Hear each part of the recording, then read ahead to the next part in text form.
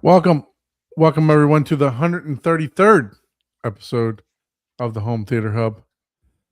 Well, happy birthday, America. We're back from 4th of July, from our 4th of July break, 250 years for America. So hopefully everyone kept their fingers and Fingers and toes. fingers and Yeah. toes, yeah, and didn't didn't blow off any appendages. Let's put it that way. So I'm today, gonna leave that. I'm gonna leave that comment alone. I thought about it. I still delivered it.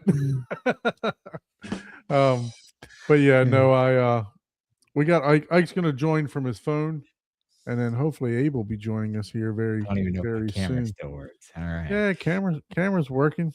Camera's working. I mean, I took a vacation and we skipped a week, so I figured nothing would work Well, again. I left the house on Wednesday before 4th of July. So I guess that was like the 31st or something like that.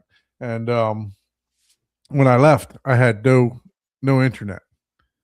So I noticed that someone was in the AT&T box because we just got new neighbors like two doors down. So the other people sold their house, so we got new neighbors two doors down, and noticed somebody was in the box. Well, I didn't really pay attention to it, and later on that night, my wife. So I have two internets. I have Comcast and I have AT&T, and just because they intermit every now and then, right? So AT&T it's been pretty stable for me, to be honest with you. But and they got the 5 gig up and down. Um so it's been pretty stable for me, honestly, and out of like the 2 years that I've had it now, it's only gone down maybe one or two times. But other people in my neighborhood have complained about it. And anyway, there was someone in the terminal, and then about 8 o'clock at night, I noticed that my modem was off. So I was like, "Well, we're going on vacation. It's no big deal. I'm not going to worry about it until I get back." So I got back after like 5 days. It was still off. So I was like, "Well, one of two things happened. They either pinched the fiber cable when they shut the box, or they just disconnected me altogether because originally I ran the modem into the closet where the rack is.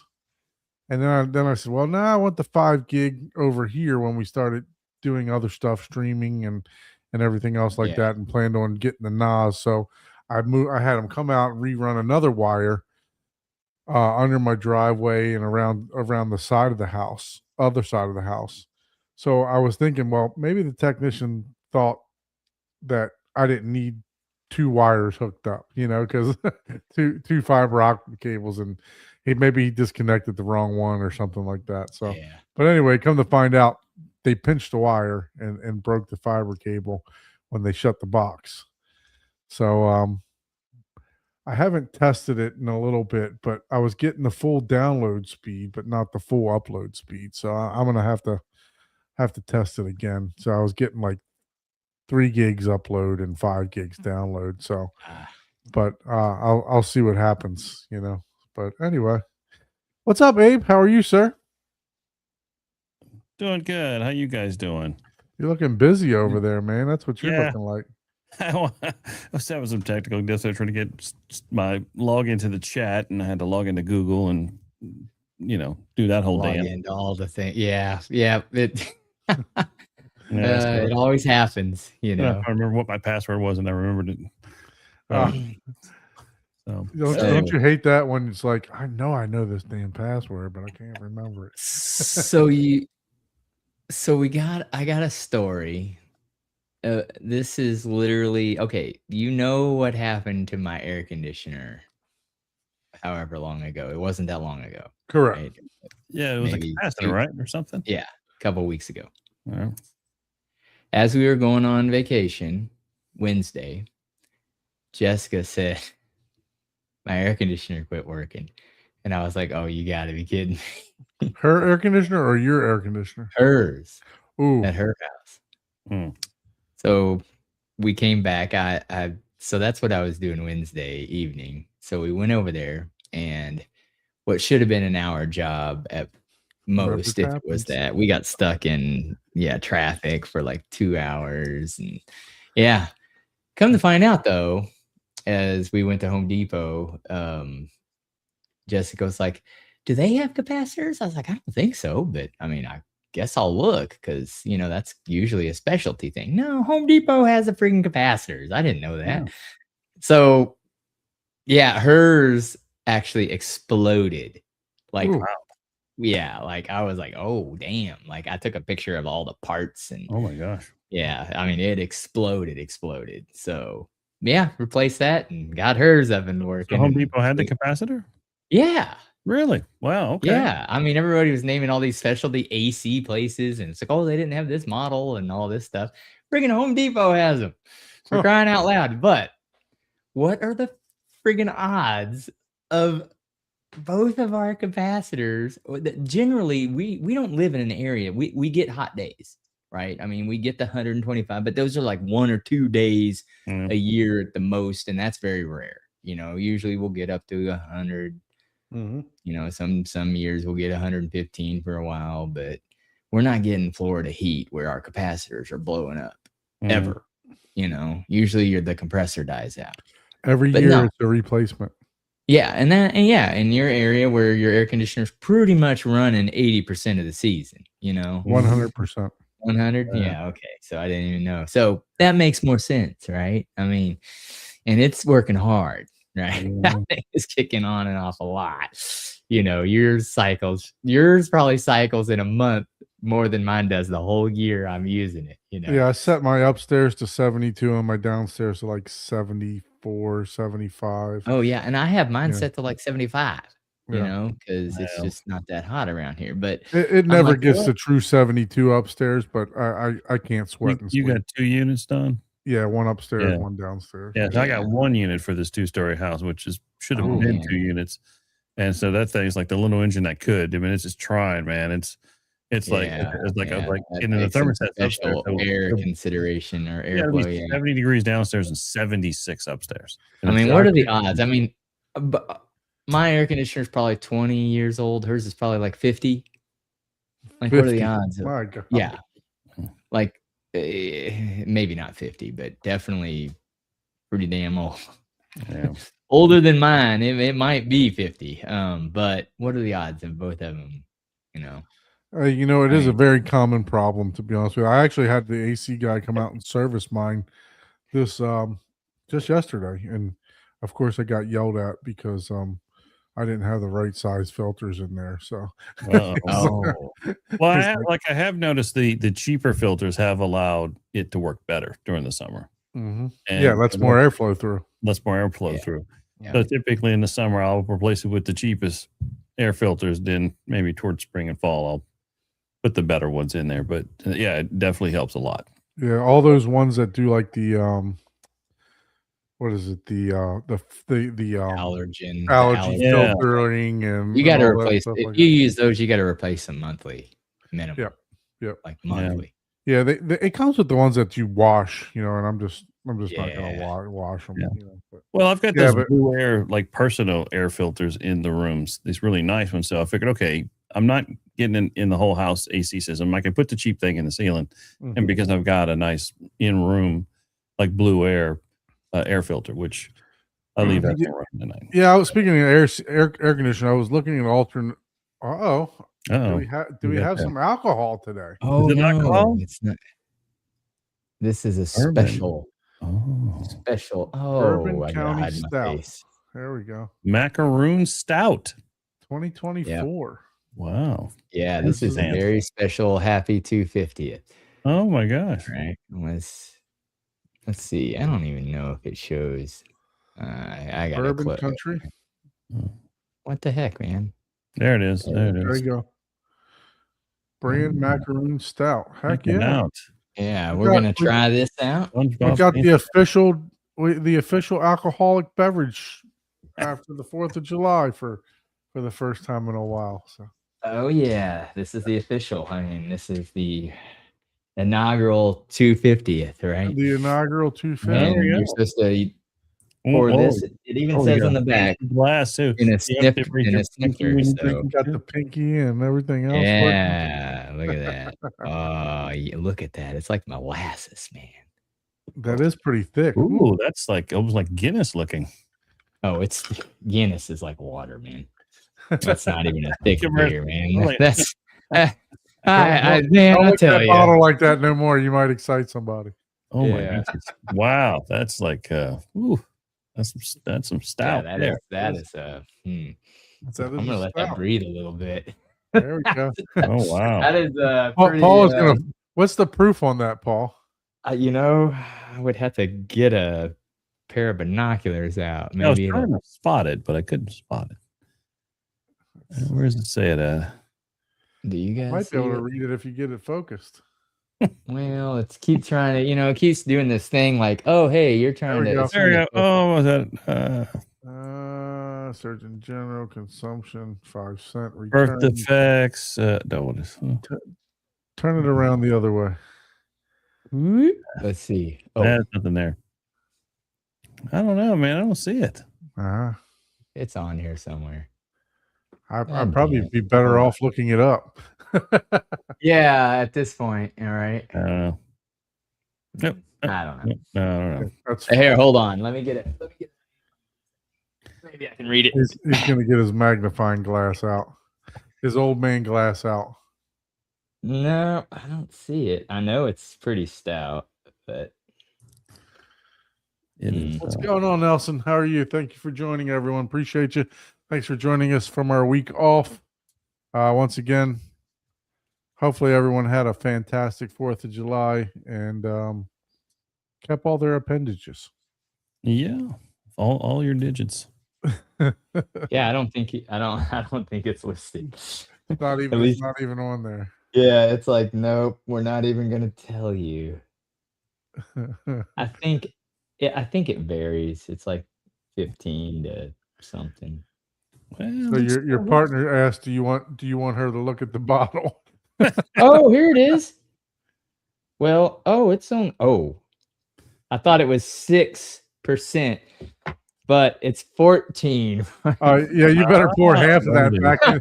You better pour half And if of you that look back at it, into the it's like bottle. 6, but you gotta. Oh, there's a Oh, 1 and a 14%. 4 in front of that. So I was like, oh, it's only 6. Well, Oh wait, that's there's a 2 more healthy. digits. That's a healthy amount right there. 14.6 is what. Yeah, that's that- healthy. Yeah, you Yeah. better pour half of that back into the bottle, or you'll be passing out here about halfway through the show. Yeah, That's 14 the is nice. plan. nice that's balance there. that's quitting time. Oh, when man. you see me Look roll. to the drunk episode of.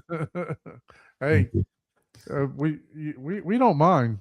Paul is Mm. definitely the entertainment for sure. Oh man, this What- is How is it? delicious. It is delicious. I mean, yeah. and if you notice, he's rocking the ponytail too. I see that. I Mhm. was gonna compliment him on his do there. He's all like, Yeah, I'm professional. I gotta be He's- professional. He's 'cause, got the biker, the like you're in a biker. jazz club. yeah. The jazz biker band. The biker ponytail pullback. going Well, on. it's long enough to do that now, so The Jason Momoa without the Jason Momoa. Yeah. It's a micro Momoa. Ah, Oh, what's up, funny. Corey, man? How are you, sir? Thanks for joining us. Appreciate everyone.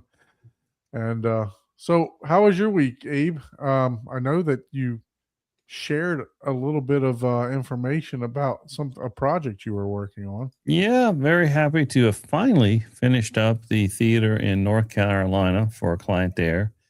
Turned out great. Client is ecstatic. They love it.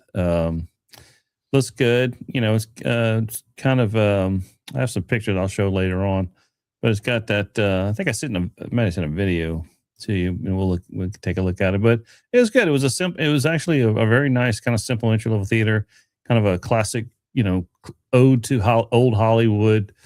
I love those theaters. I wouldn't have it, but I love the design of Mhm. those. Like, it's not my style, but I like that style. So it's kind of Yeah. weird, It's like Yeah, I really love Yeah, you can looking appreciate it, right? You can Yeah. appreciate Oh man, I love it a lot. sure. Yeah. Just like, So maybe cool. I wouldn't buy a certain old car, but I can definitely appreciate the work that has gone into, like a 55 Chevy or something like that. But yeah, for sure. Yeah. Yeah, and it was cool because it was one of the first theaters I've done in a long time where we put a motorized curtain up in front of the screen. Ah, Kind of Oh, nice to do. I dude. hadn't done that in a while. I do You know what? love that nostalgia, man. I It's like like it. I they don't like even do that hardly anymore. They No, do it was some. we used to They do do a it lot in some. the early days, and then it kinda just well, what kinda killed it for a while is everybody doing scope screens. When scope became really kind of Yeah. the mainstay, it killed the Mhm. space you had because when we were doing 16:9 screens, or I remember the days of doing 4:3 screens, believe it or not, we had space on the sides. We could put a curtain for the curtain stack. But as those screens got wider and we wanted larger and larger screens, there was no place to put the curtain stack. So we ended up a lot of times curtains getting killed. And this particular one, the room was wide enough and then the screen was just small enough that we could put the curtain stack. And I built the little facade for walls on each side and have the curtain stack. I love it. I just think it makes it more, you know, movie esque. Oh, yeah, you go more there. it does. It's really theatrical, just like a play or a Yeah. show, it's Mhm. like the curtains open up. And that's what I Mm. think that's what I enjoyed so much about when a couple of weeks ago when I went to LA to Grauman's is that they still have this ginormous, motorized curtain opening up in front of the screen. And it just adds a level of magic to it. So, Yeah, definitely enjoyed that absolutely. experience. Yep, more Yeah, in so curtains than I have in my whole theater. Yeah. I think I told you guys I thought about doing the whole curtain thing, but in a different way down the sides of my theater. Mm. Mm-hmm. Yeah, you do. So instead of going across the front, I was just gonna have like black velvet curtains come out down the sides just to kind of get rid You of know that what you reflection, You Yeah. should just have it where it's on a rail that bends, so it's covering the screen, and then when you're ready to watch it, they roll That over to the that would side and block the light. that would be Oh, cool. yeah. Yeah, we've done some similar things like that. We've done them where they curve actually around the backside of the screen too. We've had to do that. So Oh, definitely yeah, you can yeah. do that. Yeah. Yeah, it's possible. Definitely anything's possible, right? So Yeah. Mhm. build it and they will come. Yeah. Yeah. And it was nice to see that they definitely have increased, drape technology since the time we've done this last. The Oh, the yeah. Tumo, I use a BTX Tumo HD motor, and that thing is I used to use the old BTX Drapery 5060, which is old school, but just a darn good, reliable workhorse of a drape motor. But you had to set the limits for the open and close, and it was always a pain in the ass. But these Tumo, as soon as you put it up, you just pull the carrier toward it, senses everything, and auto sets itself. I was like, oh, Oh, wow. It has auto torque in it, so it knows, Oh. "Oh, hey, yeah, we're stopping. we're stopping. It doesn't keep Yeah. them jamming and running into each other because Yeah. the motor bar's up. So it was like, man, this is really nice. And now they have them where they have bond, the home bond for the control with Control 4. So you can add a Mm. bond Oh, driver okay. to C4 and it communicates it, super simple. So then I can have it where when you press power or play, it opens up the curtains for you and then closes Nice. it when you leave. So Yeah, and that's makes it worth it, right? Oh, yeah. It's just all that experience, especially if you're just there to enjoy the movie. We all kind of love the tech of it too. So, yeah. Yeah, so it was good to see that actually there's some cool tech just with drape motors now. Yeah, that oh, are gonna use yeah. that. Yeah. Shoot, you can buy like $50 or $60 little things that works with your Amazon and Home Assistant. That Yeah, I see that for that's It's like, not damn. that's pretty cool. It's like that tells you how much the technology's changed. Like I remember like a mini DSP, something like that costing like $3,000. Mm. Like if you wanted something to do that, it was like $3,000. Now it's like, $200. It's like, damn, Yeah. tech's changed. And we welcome Ike from his Hi. from From the trail. Where is he? self-help retreat. Oh man, look at that. Dang, Help man. me. Yeah, From the Betty Ford Clinic. he's getting off. He's jumping on the Live from- wagon. I'm live from the jumping Betty off. Ford Clinic is like No. Yeah, that's what I was Man. thinking. That's a nice little abode you got I, going I, on had, there. I had to move far away from the place because they have a bunch of copyright music playing in the background. Oh, I had to step outside, but yeah, I had to come to our work training facility. We have this whole like university style training where we go for like leadership training and all that stuff. So So you're doing I'm here trust tonight falls and and everything tomorrow. else? Is that what? I said you're doing trust falls and everything else? Yeah, we didn't. Yeah, at least we didn't have to do that, but we have taekwondo tomorrow morning. We got to go for some taekwondo training, like workout Taekwondo? stuff. Taekwondo, like martial arts type stuff in the Taekwondo. morning. Oh, I was thinking Taekwondo, Quando. Yeah, I don't know how you Americans pronounce it. Where but where yeah, where are you at for it to be? We're all in the dark here, and you're like in the sunny. Yeah. I know it's the beautiful side of Texas, Westlake, Texas. Oh, okay. Lake So- Oh Texas. wow. Oh It's- man. Mm. See, I'm gonna copyright that it's tree amazing. background that you got going on there. Dude, and the irony is where I am is like the barn. It's just like where people just can hang out in the evening. I wish I could show you the rest of the place, but I'll probably get in trouble for doing that. But yeah, it's beautiful out here. Oh, that's Yeah. cool. That's cool. Well, it's good to get you guys, or at least you. I don't know about your coworkers, but get you from behind that desk.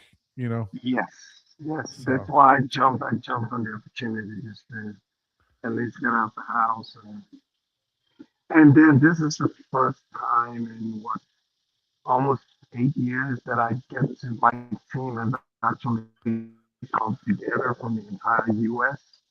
Oh wow. So there are people I've been working with for the last 8 years, and I never met them in person. So everyone wow. is here. So they're like, wow, we didn't know you were that tall, Ike. Yes, that is the one thing that I've been hearing for the last 6 hours. Man. I can't believe you're that tall. I'm like, That's funny. yeah. I can't believe it Yeah, I either. sit but down in my chair.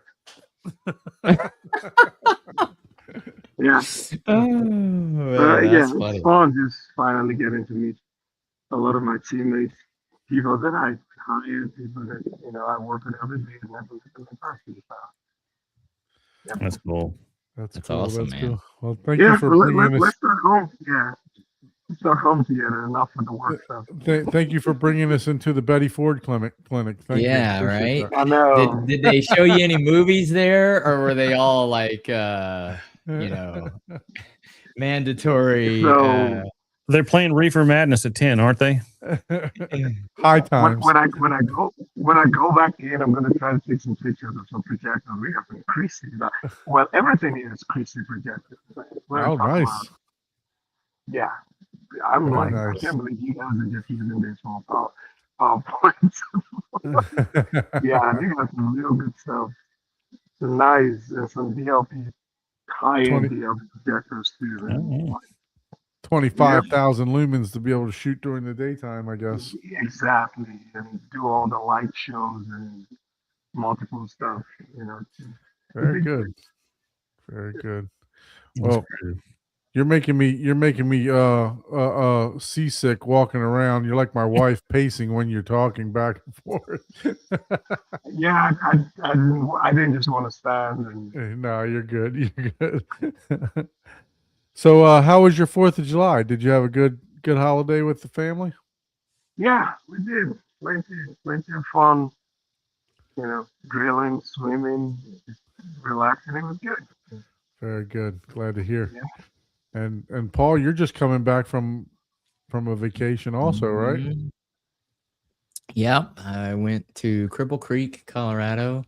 Oh, Sent a little video. It cut out a lot of the the video. the Nice. drone footage that Mm. I had, but it sums up what we did. It was pretty cool. We did like a little train that talked about the history of the mining, and that mine still produces the most gold. Wow. And we also which was pretty wild. You wouldn't think of this, but there was, I forgot what it's called, Echo Pass or Echo Mountain, and they did the train horn like right there. And not exaggerating. It echoed for 5 seconds. Oh wow. Wow. And they said that it can be heard as far as 10 miles away.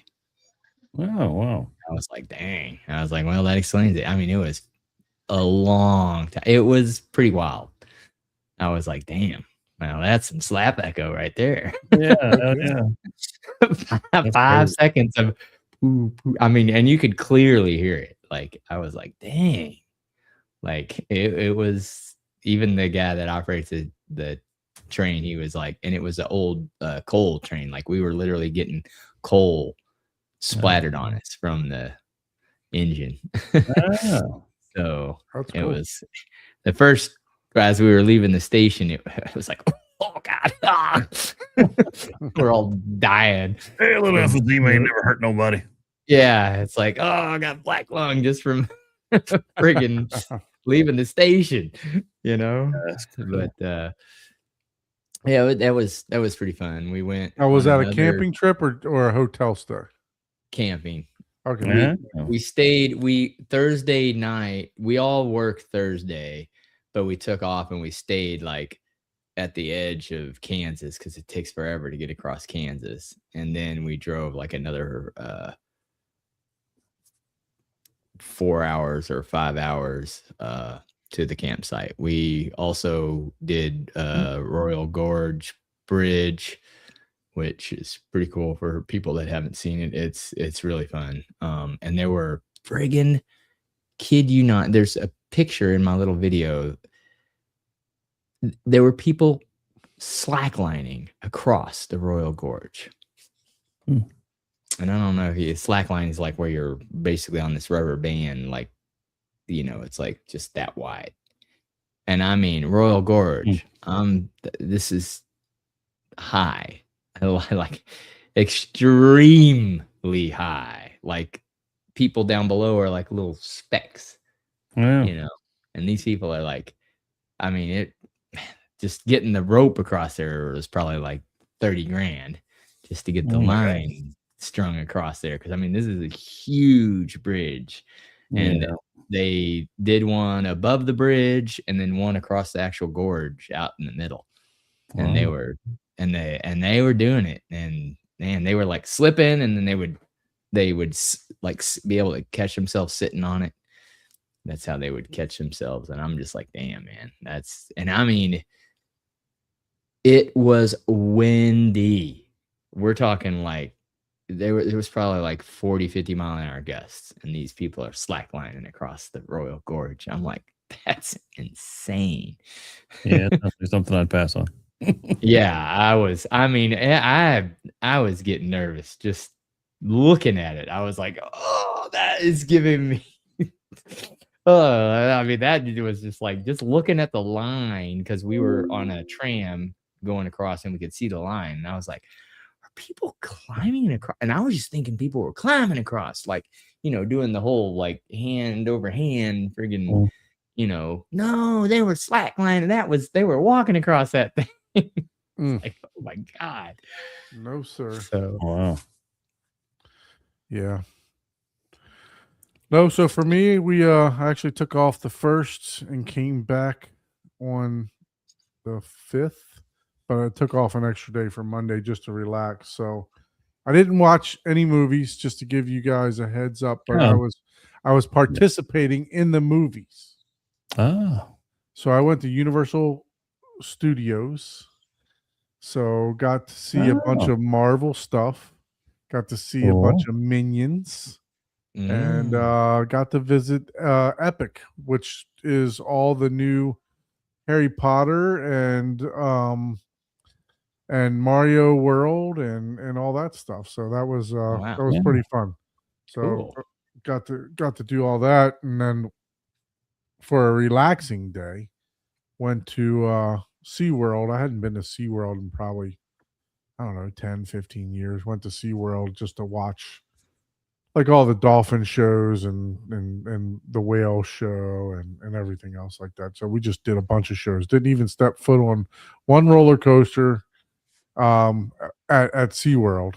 I did ride the Hawk at the end of the night at Universal. So just jumped on that like literally with 5 minutes left of the park to close. But yeah, Mhm. it was that's my favorite roller coaster, man. The Hulk is Hulk, yeah. intense. Yeah, I don't think I've been in the Hulk.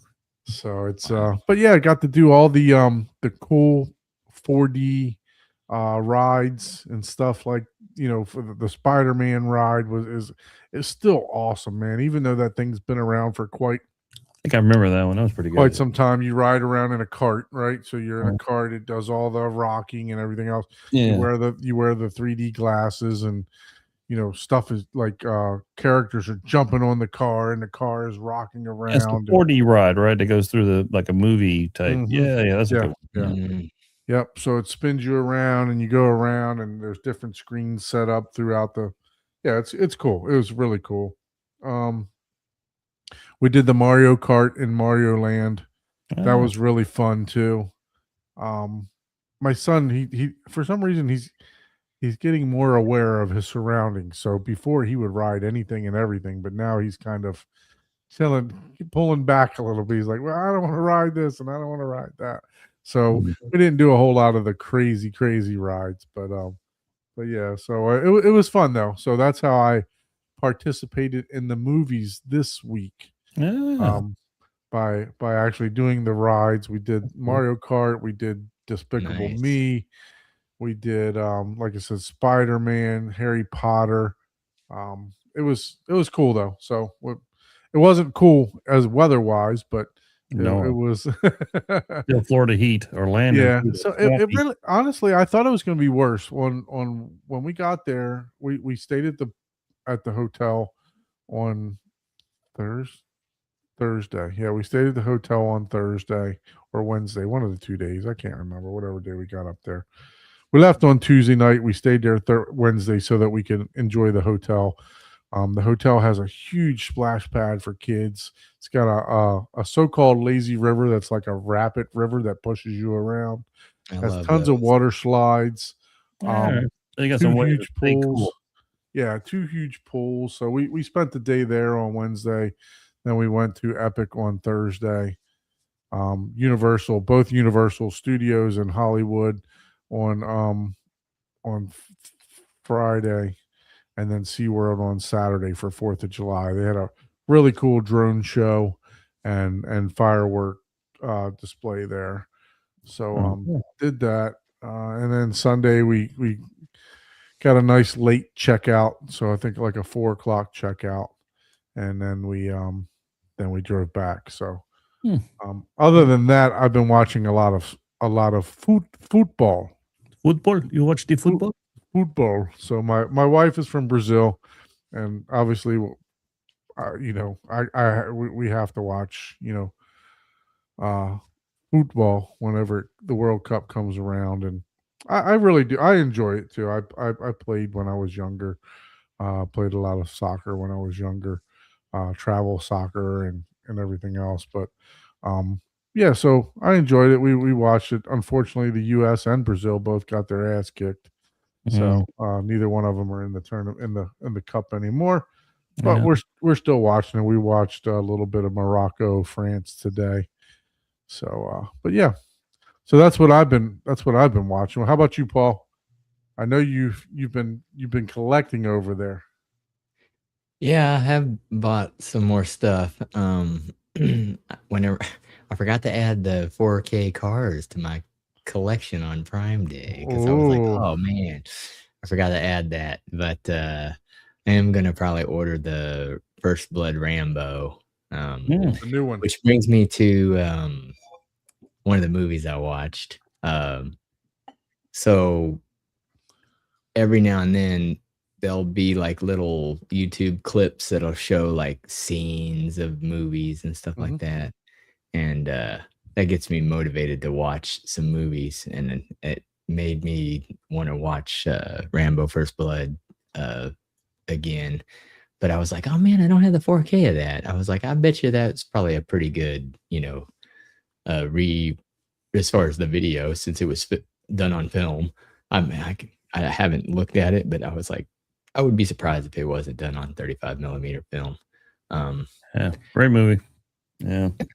Yeah, and it's a really good. I mean, that movie still holds up today as far as like the action and plot. Oh, and it's stuff wonderful. like It's the that. best one in that whole Oh series. yeah, Yeah. yeah, for sure, for I love sure. The rest of them Other are than all the fact that he kills a whole village, yeah, it yeah. holds up. Yeah, the whole village, but it definitely destroys a lot of it. I watched some pretty But good movies. Yeah. I didn't watch that because I didn't have the 4K. I was like, oh man, Ah. I got the full Rambo collection, but it's on Blu-ray? Blu-ray. Yeah, and I was like, damn, I want to watch I don't know that the others are worth like Yeah, you know, maybe not. Yeah, 4K, but you know, that would be nice to see. Yeah, I saw it in the 4K. Yeah. I think I watched it. Didn't Kaleidoscape have? I think that's Yeah, where they I just saw it. came out with a new version of somebody just released like Arrow or somebody just I forgot who did, but somebody just re-released the whole entire set again. Oh, okay, gotcha. So, but I also watched a little teaser, and I ended up watching the movie Law Abiding Citizen. Oh, that's a great movie. Yeah, that was a good one. That was a good I one. haven't seen that one. That's with Really? Jamie Foxx, right? You'll Yeah. like that one. I have to check that out. Yeah, that one's a pretty good. That's a pretty good movie. That's Yeah. a great movie, actually. Yeah. You know, I actually like this one better than I the, agree with the IMDb rating. That's a 7. Yeah. You know, Mhm. that's a good that one's up there. That one's just a little bit different, you know, and keeps you guessing, you know, long enough to where it's interesting, you know. They don't overdo it, you know what I mean? It's not I think like Rotten Tomatoes is way off on this at a 26, but yeah, it's I Oh, enjoyed it. yeah. I enjoyed it I a did lot. like it too. Yeah, for sure. Check that one out. It's on Netflix, looks like, so you can watch it for not for free, but for your monthly subscription on Netflix. Yeah. Oh. Yeah. And I also watched Send Help. Ah, Oh my god, dude. To me, that movie was dumb. I mean, gosh, it come was on, man. hilariously dumb. That movie was a 5 to me. That was like a groaner boner. 92% Rotten Tomatoes. I believe know, it. I know. And I'm just like, really? Because Did you watch the trailer before watching it? no. Okay. So that was the biggest part with me of I mean, like, I think man. we watched like we might have watched a little bit. Did we watch the I think we might have watched the trailer, a little bit of it before we even watched the movie. Like right before we watched the movie. But it didn't allude to anything. Oh, friggin' dumb. Yeah, I mean, I'm sorry. I What get did it. Jessica think? I need a real She liked person's it. opinion. She liked here. it a lot. Thank you. Thank you. I need a real person's opinion Yeah, here. that's another movie I haven't seen. That I gotta see that one. I'll check that one out. Oh, shoot. I don't know what she would rate it out of 10. You know, was it she's a in the 6? comments. Was it or was it a 7 or an 8 or is she like 92%? Yeah, you mentioned this movie a couple times before, and I still haven't. I love this movie. It's one of my top. I'm a 5 on this one. I'm all like, yeah. It's This not this like movie is horrible. right up there with Begonia for me. Oh, okay. Then I got to sign See, myself to me, some it homework. wasn't. It I'm gonna sign wasn't myself some homework and watch it. Begonia-ish to me. I mean, I get it. I see how you're relating it, but it to me, it's not quite the same. It's Right. not. Yeah, but yeah, I know what you mean. I know what you mean without giving away anything. It's like, yeah, okay, I guess, yeah, that's a 180 right there. But Yeah, if you don't watch the trailer, you don't know what the hell's gonna happen, right? So it's So should I watch the trailer if I watch? no, it? do No, not don't watch watch. the trailer. No. Just watch the movie. I don't remember I haven't watching seen the either, trailer. so that's good. There's one, let's put it this way. There's one scene that was actually the same thing was done in The Equalizer, I think. Oh, really? So the real rating from your team is a 7 or an 8. So we'll throw your lowest score out like the Olympics, and we'll give it a 7 or an 8. So we give it a 7. 7 or an 8. Yeah. Yeah, it was either it was really good or it was okay. No. No, okay. No, I mean, look, you have your opinion, obviously. Yeah, I no, get, everybody well, that's just yeah, it. You gotta right.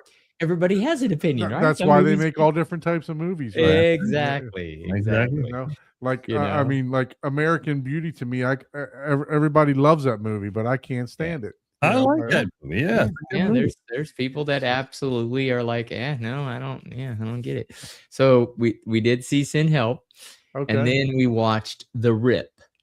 The Rip. Okay, you finally got to that. Yeah. Hmm. I like that one, that was pretty good. Yeah, the Rip was pretty good. I liked it more for the sound effects. You know, to be Yeah, honest with yeah, you. it had good sound and it wasn't anything like, "Oh my god, this is like a whole new plot line."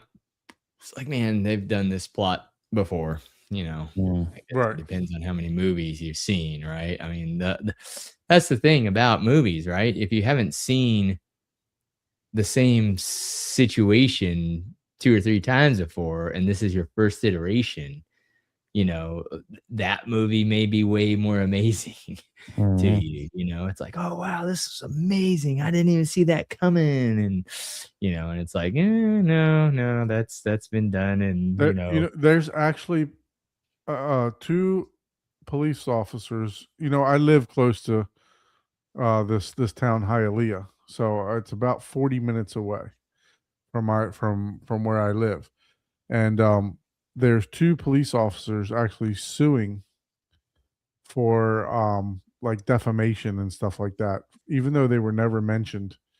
Oh, Because wow. of this But movie. they're because of this movie. Yep, Really? That's funny. because it's That loosely based on a real life event in Ah, Hialeah, Florida. Oh, wow. So that's yeah, Yeah, interesting. there's actually a that's couple crazy. couple police officers That is suing great. about this. Yep. Mm. And So the last movie that I watched hold on. Might actually have it. I'm impressed. The alcohol is He was making you remember better. Yeah, he watched a lot of movies. I got a couple movies, but man, he's got like 4 or 5. I mean, 4 of them so far? He's been building up for like 2 weeks because Well, the yeah, I've Mario got brothers. The Mario. it's a Mario, and I also got this, which I'll have to watch the 4K version because you said it was cool. Yeah, the Speed Racer and the Mario. Speed Racer and the Mario. I really like the Mario Galaxy. The Mario, they're not trying to be something they're not. And there was, if you played the games, and you know, it threw some nostalgia in there if you're a gamer of that era. So I really liked it, Cool. the Galaxy movie. So Yeah, so yeah. since you brought Jessica up probably didn't like this one as much as I did. I probably like this as much as she likes In Help, but she was like, yeah, she loved the visuals of it. She was like, wow, oh, wow, it looked amazing. It's like she liked the looks of it. so I've heard great things about it. My son, I don't know why, he just hadn't been wanting to watch it, but now that we went to Mario Land, I think I can convince him to sit down and It's good. It's as good as the first one if you watch the first one. yep, I love the mean, it first really one. Yep, for yeah. sure. It's one of those movies where it builds the character. Well, of course, it's kind of a nostalgia movie, right? So you kind of already kind of have things built up from history of your Yep. own personal. But it was one of those movies where, like, I'm like, oh man, how is this movie almost over? Like, how are they packed in so much stuff so well that it was only like 30 minutes into the movie, and I felt like I'd already been watching like a developed 1.5 hour of a movie. You know what I Nice. mean? Like I was like, I wow. heard Yoshi was pretty funny in the movie too. Oh yeah. Yeah. Yoshi's pretty funny. Yeah, so I heard Supporting it was pretty actor funny. award nominee. So Next yeah, week. so your better half over there says she enjoyed Mario. It was really pretty. Yeah. So since how you brought up what did you bring up? You brought up Speed Speed Racer. Racer. Yeah. So last time I didn't get to share some pictures that I took, and I wanted to share some of these pictures of how great this thing looked. Oh yeah. Yeah. That's the only reason I got it. So I mean, it just looks phenomenal. You know, it really really does.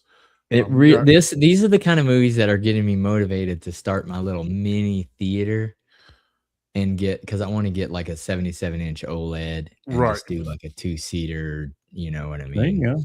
Yeah. And just to, sure, projector, big screen's amazing, but if you really just want to see the visuals of movies, it's like, yeah, just OLED, Yeah. man. Yeah. Yeah. Good idea. Some of I'll- this one's a little blurry, but you know, like that one is just. I mean, Oh yeah, that is crazy. yeah, and the whole movie is like that. I mean, just vivid pops of color. The whole entire movie, man. It is definitely a reference, visually and audio movie. It's just crazy how good it is. So, but yeah, we won't beat the drum to death here on that one. But I Cool. did want to. I did want to pull those pictures up that I have other ones, but I guess I didn't have a steady hand as I thought I did when I took them. So some of Well, them it's took a also little more. probably frame interpolation, Right.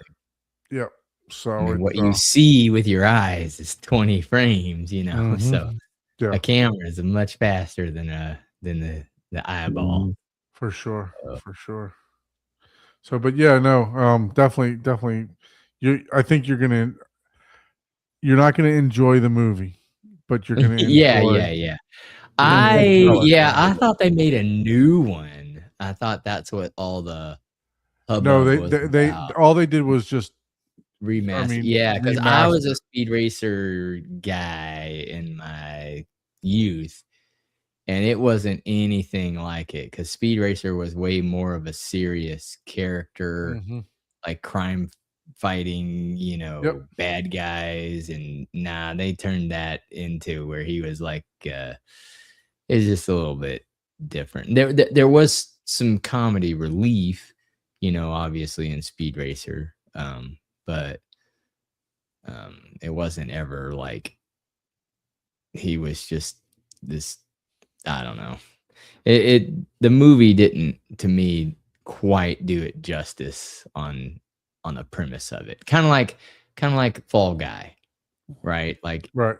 the series, he was a legit crime fighter, where in Fall Guy, the movie, the new one, he was just like this bonerific stunt man that, was like, oh, that was just good at I've solving not crime. seen Fall Guy, but I do want to see it. Yeah, yeah. It's just it was a good movie.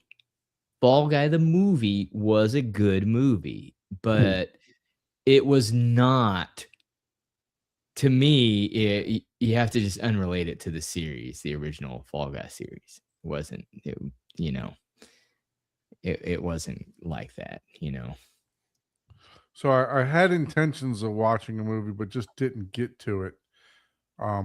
Obsession, Mm, one of the horror movies that's a scary that is. movie, so I won't be watching that one. But Yeah, I keep hearing tons of amazing things about that. it's out on Kaleidoscape, and I It's on downloaded it. 4K. Yeah, it's out Yeah, on disc on Oh, 4K. and I'm like I have to see pre-order. this. I had intentions of watching it, but when we got back, I actually downloaded it while we were on vacation. I had intentions of watching it while we were when we got back, but just hadn't had time trying to catch up with work and everything. That one out too. Well, But that's a scary movie, so it is one that I'm sure they're using the Atmos way better than most action movies. So that's Mhm. one I would wait if you were to watch it. From everything I'm hearing, and I'm just surmising that, hey, people that have a passion, they're trying to make that be as good as they can. And so let me I see if I would can get it. watch that in your main Ah, theater. yeah, for sure.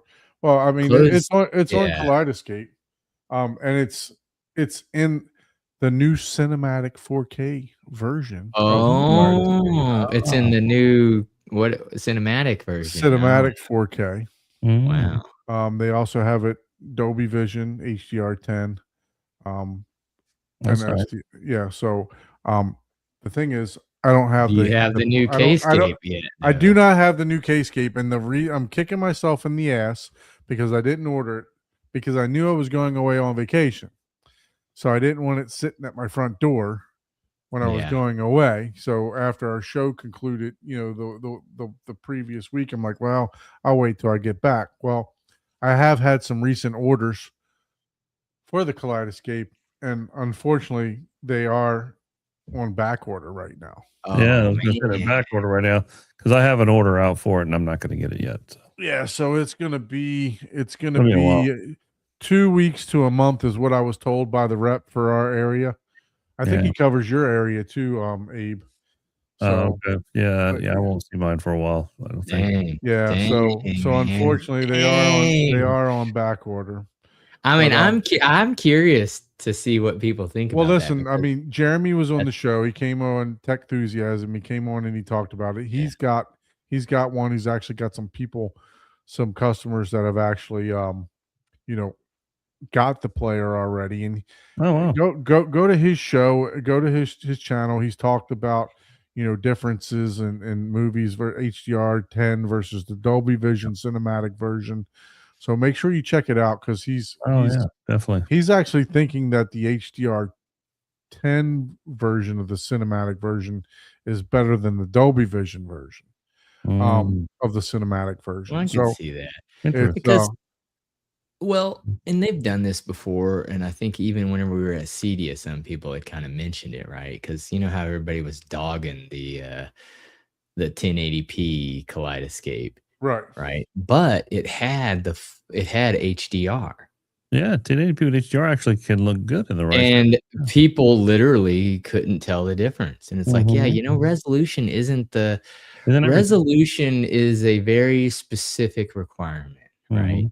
I mean, it is like Well, how close and how so- large. Depends on this. you know? It really only helps you when you get into these large screens, but that I HDR. knew Nelson would have a good review on this. So he says Obsession is a crazy creepy movie. Yeah, Yes. see, that's the ones I don't want to watch. He said it was good, but some surprises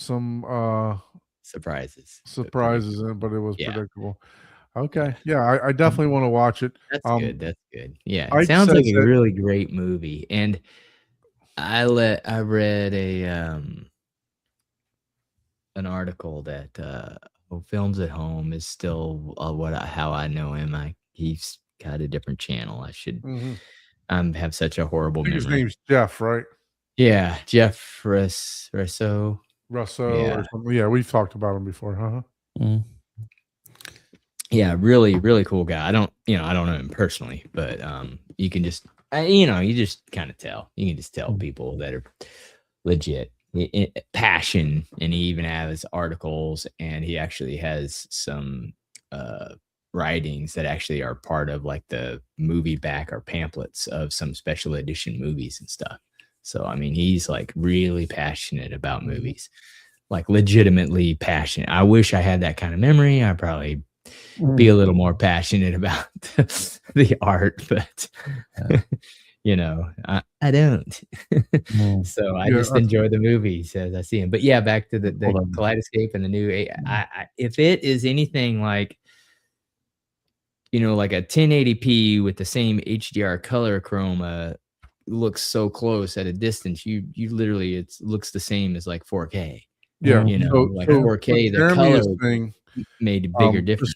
just listening to his show, he's saying that the HDR10 is coming through because he said you actually can go into the Kaleidoscape through the web UI. There's a whole new back door into it. Not new, but there's a whole back door into it to where you can do different stuff than you can through the normal app, and like make scripts and program it for lighting and subtitles and all kind of stuff. But you can actually see the output that is being output through the actual device.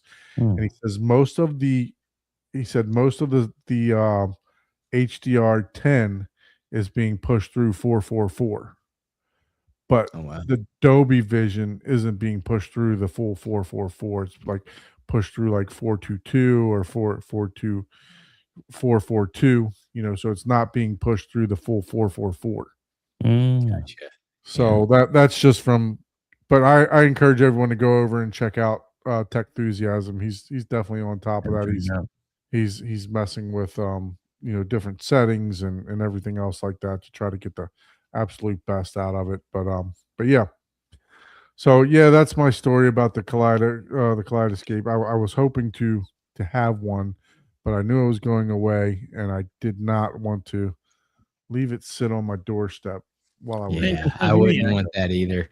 I ordered a couple of things. Like, I had to call my neighbor and say, "Hey, can you put that in the garage?" Yeah, yeah.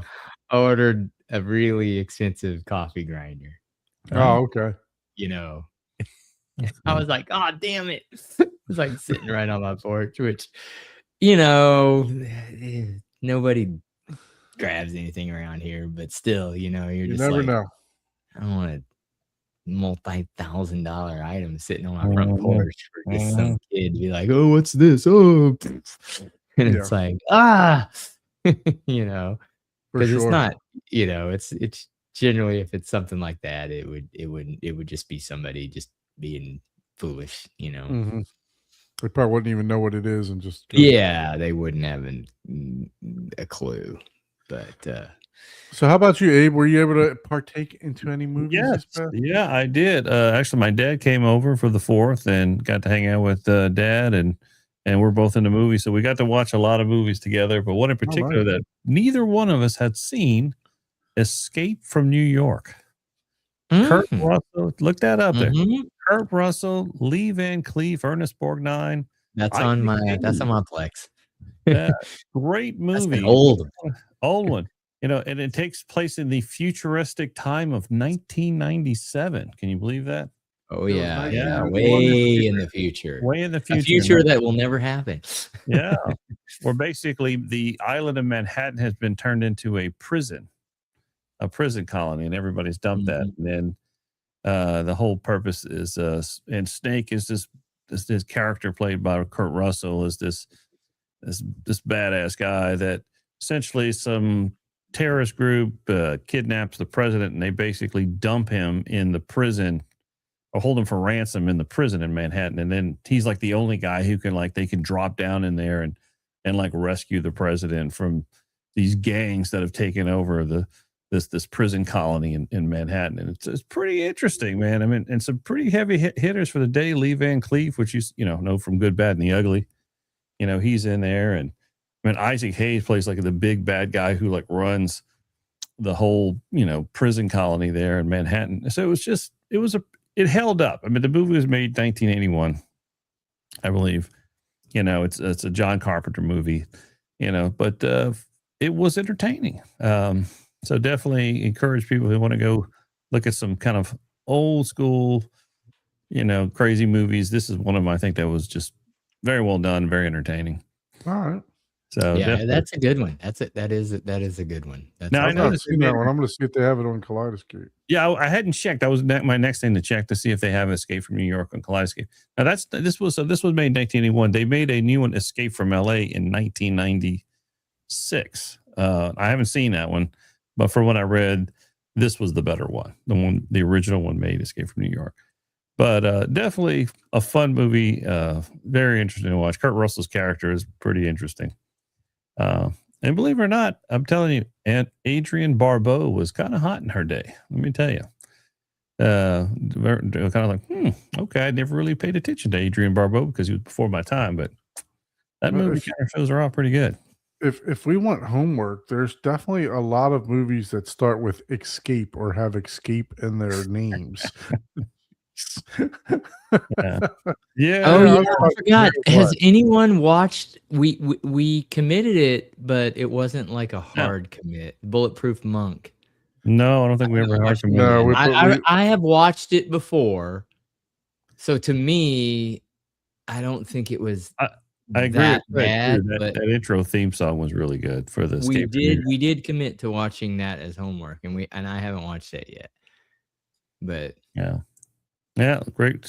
Yeah, I think it has risen up. I want to watch it over time. I think it's kind of rose up in my great movies, that kind of movies I like. I think it's kind of found a place on that list. But Nice. I well have to done. see if I can find it. Yeah, well, yeah. It's not on Kaleidoscape. I didn't It's see not it on on. Kaleidoscape. Oh man. Yeah, but I It might enjoyed be it. on Amazon. I might be able to get it cheap on Amazon Prime. It almost like I'd love to see a remake of this movie, but exactly in the same storyline. Of course, I just got this feeling they'll screw it up, but so It maybe tells they you should. right there. Watch for freeware. Yeah. XMO. What is I that? know that is. Now, the other thing me and my dad did is we went back and watched several episodes of Perry Mason. Oh my God. But you know what's funny? It was My funny. We actually God. made fun of it because some of the plot lines for these cases that Perry Mason has to solve are so incredibly thin. And I was thinking, Yeah. we have the luxury now of stopping, rewinding, what did he say, and trying to piecemeal the timeline together because we can, but back in the day when these Perry Mason movies aired, they were live. There wasn't rewinding, what did he say, no subtitles. Yeah. It could be thin because they never were going to know what the hell. Remember That what the hell was VCRs didn't exist. Didn't exist. You couldn't record it if you wanted to. Like there And was we went back and just method. literally sat there and thought like, how is this possible? Like, so we started like writing the timeline down of like, how could this lady get murdered? And then the husband show up like an hour later and then 4 different people that showed up at the house within this. It was just it was weak, but so we had so much fun just dissecting that and showing how horribly thin these plot lines were. So that was my weekend with Dad, watching movies and crappy Perry Mason shows. So that Ozzy Osbourne had a Perry Mason song reference in one of his songs. yes, he does. Yeah. But that's the closest I can get to relating to Perry Mason these days. I mean, it's kind of I don't know. I kind of liked it. It was kind of fun to make fun of it, but definitely movie wise, Escape from New York, great movie, highly recommended. Yep. Just definitely fun to watch. Yeah, I'll definitely have to check that out somehow, some way. I would love for that to get restored and put on 4K and put on Kaleidoscape. That would be a great one to do an upgrade on. Yeah, So we got a question. Says, I don't have a projector. Do you guys think Kaleidoscape is worth it for an OLED TV? Yes, I watch it more on my OLED than on my projector. Absolutely. So here's my thoughts on that. So the question is, are you asking? It's worth it no matter what you throw it on. Yeah. I mean, if you're talking about like the quality, a TV is going to show 1,000 like OLED. More for the sound, the amazing sound for the Kaleidoscape. More so for the sound. So it's going to look great on OLED. It's going to look great on the projector. Well, but the new stuff, the new 444 cinematic. Oh man, projector's not even going to touch that. Even your $100,000 ones aren't going to touch that. For sure. No. So my question is your use case, right? What Right. Yeah. So if you're looking to do a big storage type of thing, it's not inexpensive at all, right? The storage is let's just put it quite frank, it's not cheap. Yeah. If you're looking for convenience to be able to just download a movie on the go and have it within 15 minutes, not having to go to the store to buy a disc or have the disc shipped to you and wait on it. Yeah. Absolutely. It's a 1,000% convenience type of product for you. Now that they have the cinematic modes and stuff like that, now we may be able to see that it's better than the discs. I haven't seen it with my own eyes noticeably yet. Right, correct. Yeah, that's I haven't seen it with my own eyes yet, but people are saying that it definitely is. There's doing some, and an OLED is going to show that more than any projector. Correct, for sure. And look, I mean, we have several people that have theater. Their home theater is in their living room, right? So and there's several people have been on here that have just just an OLED or a television for the display. And Mm. man, I tell you, it's to me, I don't think it's about the quality portion of it. I think it's more about the convenience portion of it, because I mean, look, the Blu-ray portion versus Kaleidoscape, I think they're very neck and neck, right? It's one's not much better than the other. Sometimes I definitely can hear some nuances between the two when I do a comparison, but it's tough to see a difference in the visuals, to be honest with you. Even with streaming, it's more pronounced when you're looking at when you're listening to the audio portion than it is the video portion, for sure. Yeah. Yeah, if So, you're but on yeah, the no, fence, if you're wondering, the OLED is going to show off any video better than any projector, if that's what you're wondering. But Yeah. the reason really is to get the for the convenience, and if you're 83 G5, that's a nice cinematic. that's a nice one. Mm-hmm. Yeah. Yeah. Now, So one thing I will say about the G, because I finally broke down and bought the G, and I have the G upstairs, and I've got a C downstairs on the OLED. Now, the G series is really kind of their art gallery series. That's why it's Yeah. G. But honestly, I love it. But I kind of like, honestly, for watching movies, the C a little bit better. I know that sounds crazy, but I like the C to watch the downstairs to watch movies a little bit better. I don't know, because it's, but the G is great, but I don't know. There's just something about the C that I still think is I don't know, it's because maybe they made it more for art on the G series or whatever they did with that. It's But a little different, less processing in yeah, I mean, both are great they're TVs. making the G, But- I think, more aesthetic. Exactly. Like, But both are great stuff, TVs. but But they're the C is- you'd have to put them next to each other to know. I'd have to put them next to it, other than I'm walking upstairs and walking downstairs. But Yeah. the You'd have C to. is great. Like someone just gave me a C, I'd be totally happy with it. But the G is a great TV as well. So I'm Yeah. sure that'll be a wonderful TV to watch. The Kaleidoscape one.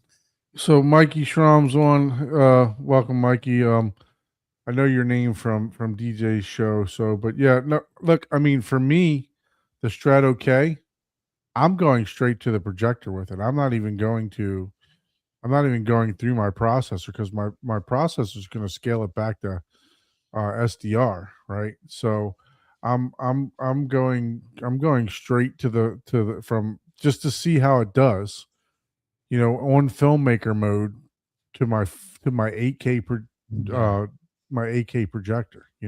So basically, You can definitely bypass the. I love video processing, but definitely with the Strato K, yeah, you can absolutely bypass that. it basically boils down to, you have processing is basically what you're trying to do in either case, and any device can do this, is I want to, and I'm just making this up, let's just say you have 10 color variation depths on a display and the movie is 20, right? If you process it to encapsulate the movie to work better within that 10 gradients, then it looks better, right? As opposed to, I've got the it's top tone 5 mapping. and the Yeah. bottom Well, 5 numbers just completely washed out or gone or not usable, and I'm only seeing, you're still watching the movie, having a good time, and it's great, but that's all video processing really is. And video processing really is important because a lot of people get stuck on, do I need a video process for a lot of applications? But if your main source is Kaleidoscape, for instance, or that's the primary place you may not necessarily need it. The advantage of a video processor, because what you're doing with a video processor, you're marrying that to the projector. So you're marrying your process projector, so you maximize. So no matter what hits the processor, it's going to do the final leg of communication between it and the projector. So if you're throwing DVD, Blu-ray, 4K, Kaleidoscape, Laserdisc, I'm just going to throw it all out there. No matter what you throw at the video processor, it's going to you set it up to process all these And multiple keep it in the lane that Keep it in your the device lane. is allowed. Yeah, exactly. And also take care of masking functions, take care of subtitle functions, anything like you have to take care of. That's where you marry up a video processor to the projector to take care of all those things. So no matter what you throw at it, it optimizes it for your screen, your playback on the screen. But in a simple setup where you just have like Kaleidoscape and maybe a Blu-ray player or Roku, you may not necessarily need it. Let it go through the receiver, let the receiver do the switching, and just pass it on through to the projector and let the projector handle that. Especially with Strato K, where you don't need it to really do much. It may or may not be something that you need to do. Yep. Yeah. So the Like- next question was, can a projector do 444? Right. So I think 2.1 will allow it to do it. With the amount of bandwidth. I'm looking at my JVC right now. Technically, so processing wise, some of them can do it, but technically there isn't a display. Well, I guess it depends. 444 probably can do, but you can't do like 12-bit 444. There isn't a true display. They'll be able to accept that input, but they won't actually be displaying it on the end result. So that's where a lot of this gets into the weeds, because and that's where I'm like, are you really seeing the new film, with the K-scape? Because just because a display can accept something and then it down converts it, are you seeing a difference, or are you seeing better quality? Because if someone spends $30,000 on something and they see a difference, they're just going to say, oh, better quality, versus, oh, is this actually better? So here you go. This is a I have the NZ8, so it's not the newest model, but Clear Motion Drive supporting 444 signal. Yeah. So and there's a difference. Signal, right? You can have a 480p projector that's $30, be 4K compatible. Right. Well, So I mean, look, some of the 4K, pixels, but then the some of output's the 30p. pixel shifting. Signal is different. Signal Right, just correct. means, hey, I can talk that language. Let's see if we get down into the weeds down That's here. what signal means. Is hey, yeah, Definitely I speak processors- that. yeah, processors have their benefit, So it will allow 12-bit to come through, 12-bit color depth. Let's see. So 709 BT 2020.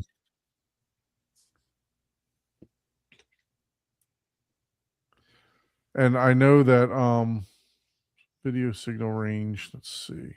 Yeah, it's gonna have everything on there.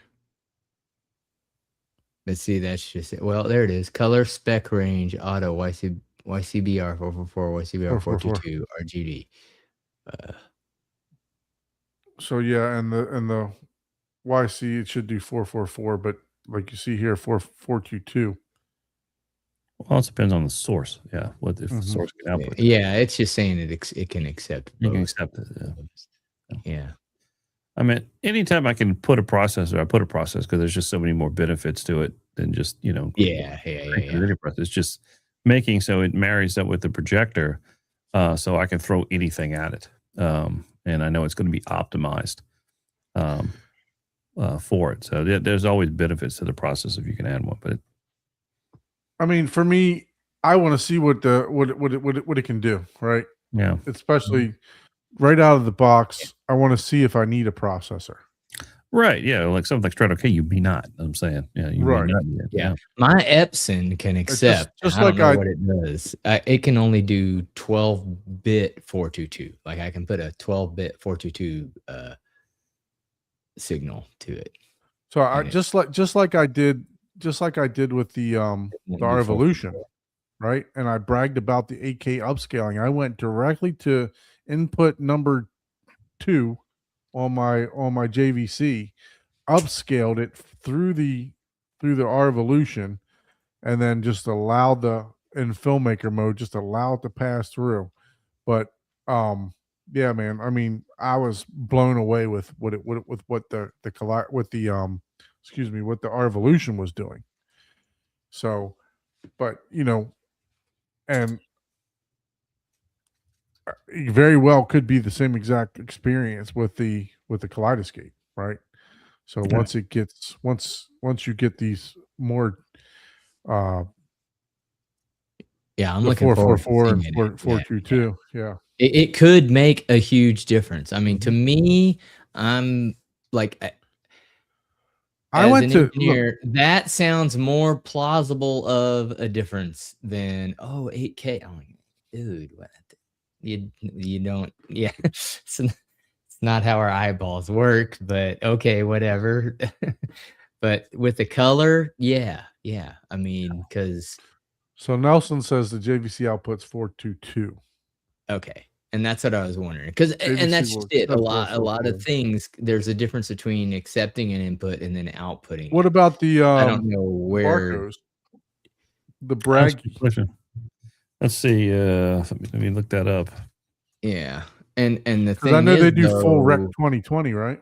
yeah, but to be able to do that, you've got to have a certain amount of black level. So that's where you're getting to be able to do the gradients of the color. You have to be able to have a black floor of 0. Like, Yeah, it supports true 444 chroma at 4K. The Oh, I Barco Bragi. the Bragi? Oh, okay. DCI-P3 Wow. color gamut. Okay.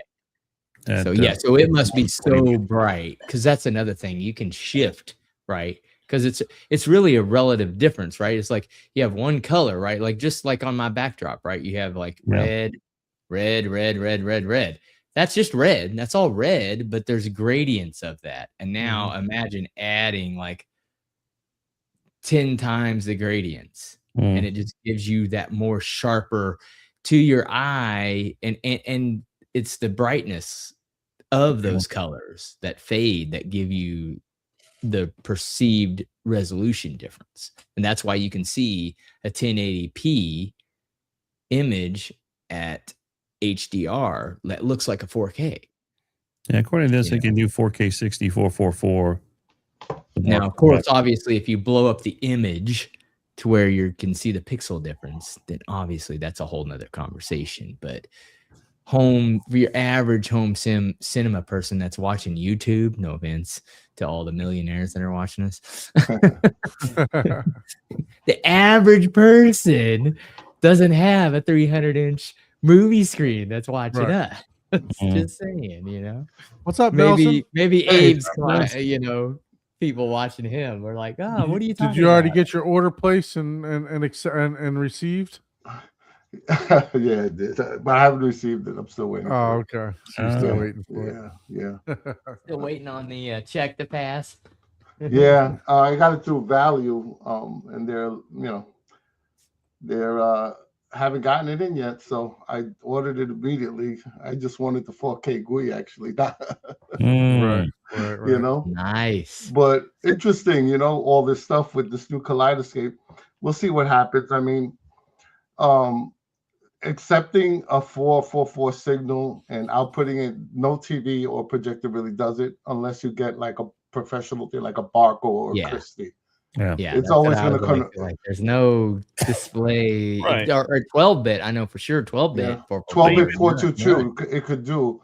But what you're gonna see is that with the higher bit depth of the color, accepting a 4/4 signal, even if you go through the Lumagen, you're starting out with better output. You know, you're starting out with better color. So yeah, it should look better. You know? And that's it's kind of like audio, right? It's like 98K. We only hear 44, but if you're sampling it, your device is sampling it, you know, down the chain, right? If you start off with, you know, 4 times the resolution that you need and everything else touches it, and hey, you've gotten rid of 10% here, 10% there, 10% here. Oh, it's still 44. It's still above your human hearing. Perfect. You know, it sounds better, right? But if you start off at just over. If you start with shit, And you get shit. yeah, even if it's perfect quality, Yeah. and then you start playing it through different devices that start manipulating it, Mhm. and they don't manipulate it well in any fashion, then you're end Yeah. up with lesser quality. Yeah. And that's one of the reasons that like people like the Kaleidoscape, right? You know, it's Yeah. just like, hey, there's no question here. You're not dealing with a player, or you're just you have a device. Like, hey, I want the best quality that I can get. Boop, you hit a button, boom, it's Yeah. there. Yep. And you have no doubt whether it's better than the disc, the older version, or not. It doesn't matter. You know that, hey, this is as good as it gets. Yeah. You know, like I from mean, my it- human it- it's consumption. good. Honestly, I don't know if you It's need. Go ahead. yeah, Yeah. it's good on this too. Everything's pretty good now. Oh, I yeah. mean, now we're Yeah. getting to Hey, a I'm point. all disc. I'm I'm all agreeing with you on that. disc all day, Yeah, you know. So but this should be an improvement because it's a much higher bit rate. So Mhm. having high bit Mhm. rate, you're gonna have better color. You should see a difference now. Yeah, more We'll see. radiation. Yeah, yeah, we'll exactly. see. We'll see how it plays out because Mm. so far Man, the reviews have been pretty good. People are seeing differences. So I don't know how you're gonna get any better than that Speed Racer disc that I'm just telling you, man. yeah, I saw Honestly, that. yeah, Yeah, honestly, You everything. you have the Lumigen too, right, Yeah. Nelson? yeah. Yeah, I don't know how you're going to get better color saturation, better HDR, better. I just don't. I don't know how. It was that good without the extra bit rate that's going to give Right. you. Yeah, that's So another thing. That's another thing with the Kaleidoscape now is that some of these files for those cinematic files that they're putting out now, Yeah, they're double the they're size. huge, man. They're like, Mhm. so you know what that You means? go Now from you're gonna have to- 64 to 120 or maybe even 160 gigs. yeah, now you're gonna have to buy a bigger hard drive, Oh, Yeah. so, because you're gonna, Chain. But I was looking at like I have a decent amount of titles on the Kaleidoscape, but I was looking at the ones that are going to be HDR10 cinematic, which will be 444, hmm and then the Dolby Visions will be 422, but also at a high bit rate at 12 bit. All right, Okay. so you could that'll look great, and so would the 444, but not every Mezzanine file is going to have 444. Right. So it Yeah, depends yeah. on, so I looked at a few, like they're putting them in now, the HDR10 cinematic versions of like the Star Wars. So, there's certain ones that I will definitely download and watch to see if there's an improvement with that file. But until I get it in my hands, I don't know. I mean, we'll see. I hope it is. And they're retranscoding these movies into.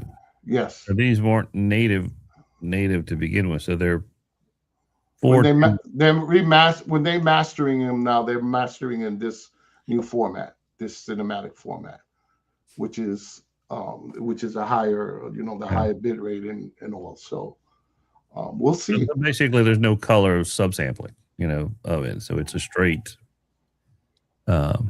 I mean, how many movies have they started doing this with? I actually haven't checked that part out. They've done quite a bit already. Yeah, so I'm on. You guys should see Mhm. now. I've got it filtered down to just 8K and cinematic.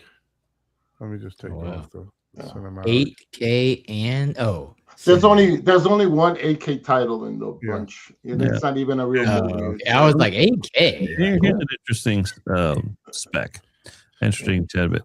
That Yeah, so- the standard 4K string 420 throws away 75% of the color information. That's what Wow. they're saying. Yeah. Yeah, whereas 4K 444 preserves 100% of the color data, Mhm. which, according to this, is going to give you stronger shadow details, cleaner gradients, better rendering of the film grain, Mhm. more stable motion, and less macro blocking of dark and complex scenes. Yeah. So, But it's something like especially Disclosure, for something large. like Disclosure that you have there, that one has all of the availability. If you look at that, and then you look at the area where it says show all formats, right in that area to the right there, show all formats. right there. See, it's showing Dolby Vision, right? HDR10 HDR10. and SDR. So average 110 megabits per second bit rate. That's That's a lot. because Yeah. right now Average bit rate. Average. the highest movie I have right now is one of the Back to the Futures, and it's like 85 80, or yeah. 90. Yeah, And This is streaming. that is probably not even one of the highest, movies, right? Yeah. That's just Mhm. like wow. So you're And- talking that's a You lot. you're going to notice on the big screens when you get up to 150, 200 inches. That's when you're really going to notice, I think, the impact of that. Yeah. And like streaming is like under 20, Oh yeah, it's nothing. Yeah, compared Yeah. to So Yeah, so compared to I this- mean, this one for the size, you can see here that's not too large for that movie Pressure there. That's a new release. Let's for the find person out something. there who said they have the 83 LG. Yeah, you do not have to worry about this because it's not. You're not going to see the benefit of it as much. But if you got that 200-inch screen or larger, yeah, you're gonna. That's when you start seeing the difference with it. 100 gigs for the new Obsession. check out Lord of the Rings. Oh gosh. Yeah, Look see that's there you go. You're nail. Oh, check out your Speed Racer. Let me see what your average is on that Yeah, I'm curious about this. for your Chrome. Wow, Wow. 116 gigabits. Yeah. Wow. 100 Wow. and it's 117 for the HDR10 version. Oh my god. Yeah. Now the question is, what's the No, bit, SDR. does it say the bit rate on those? Yeah. So what's the? Yeah, because that's a large movie. That's double the movie. But what is the? Is oh, it they the s- bit I rate, thought the one function them of the said player? bit rate on it. Think of- Yeah, so it shows the normal HDR10 at the one that I downloaded was the Dolby Vision version Mhm. at 77 gigs. That's a good one to check, when you get Yeah, it. for good. sure. Yeah. For sure. To see if you feel if it's an improvement or not. Man, like I said, I don't know how they're going to improve that in my eyes with what I saw. Here's Paul's favorite rock movie. Hell Oh man. yeah, hey man, Hey. everyone Ooh, gets Wow. Hey, Yeah. John,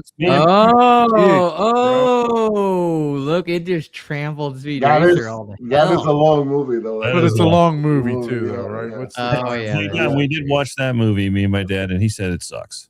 Thank you. 2 hours and 36 minutes. He gave it a 4 out of 10. I was like, come on, man, it's not that bad. I like Pops already. And he's like, that. He didn't like it. Yeah. Sounds like I'd have a whiskey with him, but I wouldn't watch a movie with him. Well, here you go, gave it Fire and I gave it Ash. a 7. That's a 3-hour movie. Look, let's see how many 181 83 gigs. Well, shoot, that's not that much. The Hail Mary's Yeah. not friggin' what the Hail Mary's not that long of a movie. Yeah, I Yeah. know. And 2.5. I think Yeah, the, the the 4K biggest cinematics files for have been the people out Lord there of the Rings. are available on the V as well. Right? No, the Ks are just the ones that are going to have the 4K Yeah. cinematic. All right, scroll down. Do they have Back to the Future? Because I can guarantee you, Back to the Future is going to blow all these You away. can search on the right there on the top. Just put Back to the Future. I can tell you right now. Wild 'cause Robot that- is a good visual movie. too. yeah, but that's just because it's limited. See, a lot of things give contrast is what your brain in your eyes perceive more as yeah, thank detail. I mean, you can see they got a lot of movies They already. do have a lot of movies. A lot of movies so far, and here's Dune. Let's look at Dune. I mean, that that's a That one should be big too. Yeah. 134. Yeah. it's not bad. It's Yeah. not bad. All right, so I didn't see any of the. I didn't old see Back to the Future anywhere. Well, there's another page. You didn't even click on page 2. No, the Back to the Future doesn't have cinematic yet. I checked. Oh, okay. yeah, Okay. yeah. Oh, sorry. I didn't You could do the see second what you page did. there. It was hidden behind my camera. There's the Lord of the Rings. There's the Lord of the Rings. Yeah. All right, let's see. Now you're gonna see at least 3 that- hours yeah. and 48 minutes. I mean, that should be This is- 200 gig for crying If out you loud. can't even click on it, it's going to say you don't have enough room on your Shred OK. No, I'm you- sorry. You need a second Terra server for 192, that. so. Wow. Woo! Yeah, see, I was like 200 gig. I was a little high. I was like, oh, that's gonna be 200 gigs. Wow. But they are adding every day more and more, so it's a good thing. I can't wait to get it, Yeah, for to sure. compare it. Yeah. I don't know. I there was 2 reasons I didn't order. One is because I was on vacation, and 2, Are they bringing out Carolina for a 4K? projector, I wanted to make sure that okay, it's gonna do what it says it's gonna do. Hey, are they Yeah. bringing out Turtle Odyssey in 4K cinematic? I see that. The freebie you get on the see right there. I see it's Yeah, there you go. look at that. Oh, Dude, I bet There you you that's the go. largest movie of all of them. 34 gigs. 40. oh, it's a small. No, it's a 34. It's only like 34. small half hour. 41 minutes. Oh no, it's not Oh, available man. in cinematic. Okay, it's Mhm. Turtle. I It think is. Everything on this list is cinematic. what? Oh, it is it? Okay. Yeah. Yeah, he It's all filtered. filtered down to cinematic. All right, scroll down. We know that we Awesome, man. scroll down. What's the last few movies on this list? Oh, Frozen. Okay, all right. Oh, Ratatouille. I like Ratatouille. John Wick. All right, yeah, I don't Cars. see anything that. Yeah, cars. is good. Oh, there's your cars. my Hey, you man. know, Don, because of that one, when I was showing off my client their theater for the first time in North Carolina, I put the Cars demo on that first race scene. Right. I didn't know if it was a better one to use, but I just went with the first race scene. Yeah, It just was impressive. Yeah. it's great. It really Yeah. is. So just watching that first race scene, he loved it. It's like, Oh, 310 to Yuma, the remake. Hey, that's actually not too bad of a remake. Oh, you know which one we need to look for is like Lawrence of Arabia or Ben-Hur. Ooh, yeah, that's what I'm looking at to see. Yeah, Damn, They haven't done That's- those yet. A lot of people are requesting good it. God, that's a Mm. pretty large.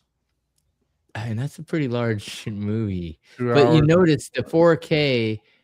Oh, what's the deal with that? There's 4 versions or 3 versions of 4K on that list. Yeah. What- It's the Dolby Vision Cinematic, Oh, the S- Dolby Vision. version. SDR, HDR10. What's your standard 4K down there? 68. I can't even read that. 68. So HDR10 is 71. Most 71. people would get the Dolby Vision, which is Yeah. 70 Yeah, gigs. 70. Yeah. So it's about 30, So 37 That one's gigs. yeah, that one's not that much, but still, that's it. That's 30 gig. That's a difference. So, like the Mhm. one, like we saw Lord of the Rings, right? If we go back up and look at that, right, you'll see that it was what was it, 190 or something like that, or yeah, 192. A disc could only hold 100. Right. Yeah, that's why it comes in 2 discs to watch the movie. Yeah, into this. Yeah, you have to change discs. Yeah, Doesn't so mean that- it's less quality. It just means you have to get up and change the change disc. this, but and that's some for like a double layer, right? Yeah. Double sided Yeah. disc, right? yeah, and then sometimes No, what they You do- have to triple. You have to. There's triple layer, and you have to change the disc. Oh my Mid god. movie. Yeah. Yeah. Oh my Yeah. goodness. Or you do Plex, and you don't have to change the movie. yeah, Or compress it, not Plex, but whatever digital You streaming. can mux them together, right? yeah. Mhm. Well, it just auto plays. Oh, okay. Yeah. Yeah, and right now so- all the Strato V's are there's so many for sale. Oh, right all now. the Harry Potters, if you're a Harry Potter fan. Okay. Seeing a lot of Strato V's for sale on eBay. Oh my God, everywhere in the because it's Oh like, man, I need to get me one for cheap. yeah. There you go. I mean, I seen them as low as like under 2,000. Wow, man, Yeah. what? Yeah. Dang. They're for sale all over the place. And if you get the E, right, which is still 4K, that's even cheaper. You can get that even cheaper. Mm. Mm. You know, so Well, you know, that's a good thing about the Strato K. It has dumped kind of the older models on the market that are still great players. yes, Yeah. Nothing wrong with Yeah. the V. There's nothing wrong with the I'm C or telling you D. right now, I don't have a Yeah. display capable I of tell you doing what. cinematic. I'm Especially- almost almost positive that my Strato S that has 6 terabytes is going on the marketplace, and I know for a fact that my Strato V is going on the marketplace, and I'm going to either buy an 8. The thing about it is Kaleidoscape has gotten rid of a lot of servers, Yeah. so your choice is either 8 or 30 right now. Yeah. That's the Yeah. only options you have. I may go with 2 8s and make myself a 16. I might get 2 SSD. Well, that's a good 8. question. Will they let you daisy hook up 2 8s and it'll show up as? Yeah. Yeah. Okay. Yeah, I never I actually would did that think so, before. 'cause you Curious can about always that. grow, right? It's not like they're Okay. gonna just say, "Oh, you had a 9." Yeah. Yeah. You know. So I I may go have- with 2 8s. I have Oh. the Alto the Blu-ray version Alto, of the yeah. Kaleidoscape, Yeah, I and used to love that that. has a 4 terabyte, and I combine that with my Prime with the Oh, okay. You can do 18. that. So the Yeah. Alto will work with the Tear. Yeah, that's but it only allows you to put regular HD SDR. on that. Yep. Oh, HDR. Regular- Yep. Yeah. you can't put 4K on it. No, it's like 4 terabytes too. yeah, Yeah. yeah. So Man, I that's put a a lot lot of regular Blu-rays. That's Yeah, a lot of Blu-rays, though. Yeah, I yeah. mean, Oh, let's hell be yeah. honest, that's a lot of movies right there. Yeah, Mhm. yeah. Yeah, I Especially used if, to sell quite a few of those Altos. Those are pretty nice. and let's be honest, there are some movies in 4K that, I mean, I forgot which one it was recently, but I was just like, oh my God, this looks worse than the friggin' Blu-ray. Yeah, Like, yeah. I'm like, good God, what did they do? You There know, you go. sometimes that Ours was happens. bigger with SDR than HDR. Same.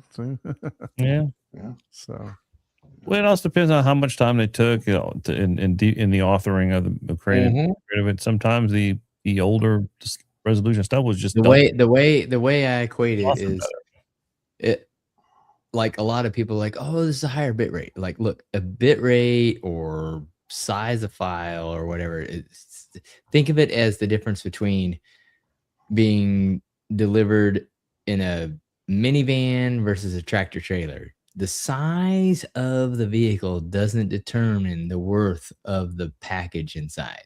Yeah. There was I remember even back going old school stuff that some of the Laserdisc movies were produced so much better than some of the first generation DVDs. Mhm. You know? Yes. And there was actually Yeah. controversy over that. Yeah. That it's just badly authored DVDs. Yeah. Until they finally At this point, when I last time I heard a laser disc in comparison to a DVD, I think it was like Indiana Jones and the Temple of Doom. I was watching the laser disc, and the sound was so great. Like there's there's like a bass note in there that was really, really good. And then I put the DVD and I was like, what happened? What happened to the sound? Exactly. That was a big difference too, was the soundtrack, because they would compress those so bad on DVD. Whereas in the Laserdisc, man, it sounded great. Some of the best sounding movies I remember was the old Laserdisc versions of like Jurassic Park and Indiana Jones. Sounded fantastic on Laserdisc. And that's why Laserdisc had a huge market for concerts. Yeah. So you had to have the outboard AC3 processor. Did you have that? Yeah. And then you would hook that up to your surround sound system. Yeah. But so TKC DAC, he makes a comment about the Kscape Sun, the most expensive hard drives in the world. Okay, so listen, I'm going to tell you, and I've said this time and time again, and then I talked to the rep from Kaleidoscape just the other day. Once I found out they were on back order, I wanted to find out how long the lead time was. So I can tell you, hands down, the Kaleidoscape, both of my Kaleidoscapes, the S and the V, every time I turn them on, they just fucking work, right? There's no resetting. There's no powering down. There's no, there's none of this playing around with like I have to do with my Apple TV, or sometimes I have to reset the R-Evolution, or sometimes I have to reset this or that or whatever. It works every single time, and it is flawless every single time. Okay. Yeah, I don't think I've ever had to reset a Kscape player either. Never have, and I've had my Strato S for over 6 years now. Never have I ever had to reset it. Never have I ever had a hard drive problem with it. I talked to the Kaleidoscape rep the other day. The Strato V came out 2 years ago.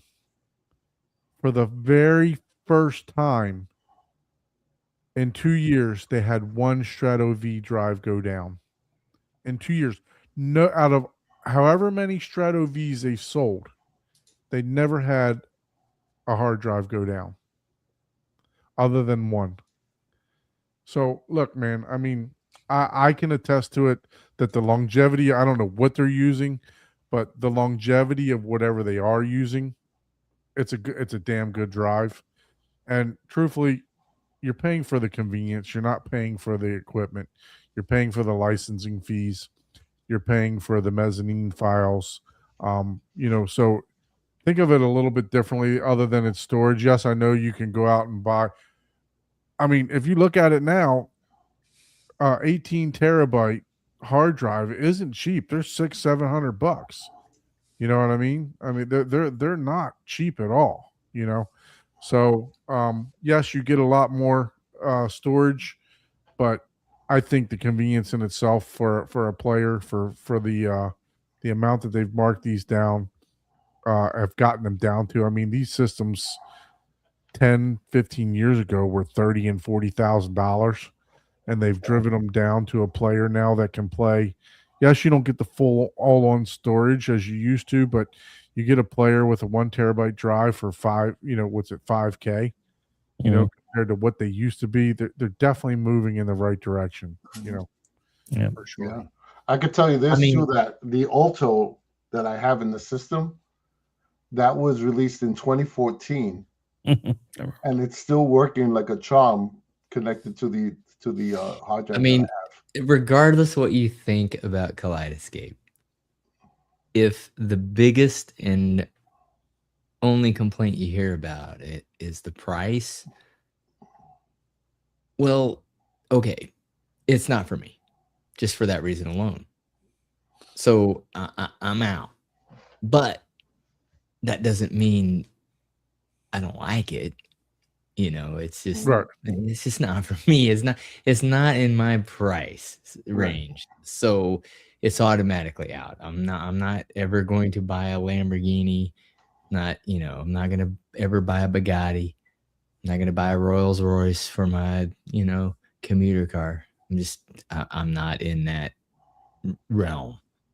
But I can still appreciate all of those,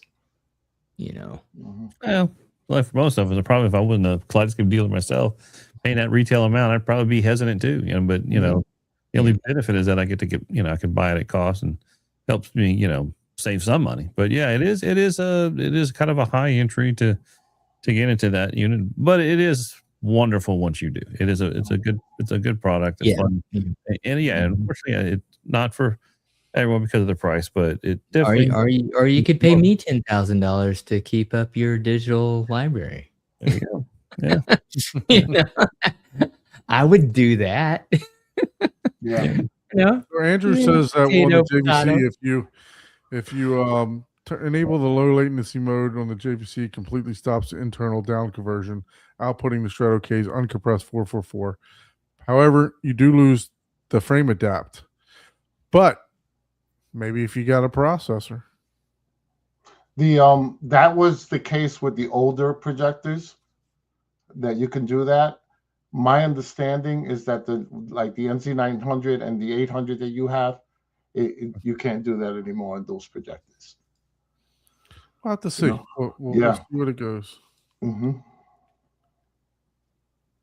Yeah. So the SSD, the 12, so let me tell you what's available right now. I got my 18 terabyte hard drives aren't even available anymore. 20 is the minimum you can buy. Correct. So, Yeah, and if you try to buy an 18, if you try to buy an 18, don't exist anymore. Yeah, if you try to buy an 18, it's double the price of a 20. So you might as well buy the 20. Yeah.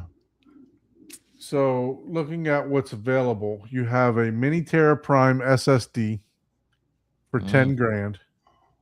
You have a Compact 8, which is a spinning disk, for 5 grand. and you have a Tera 30 terabyte for 12 grand.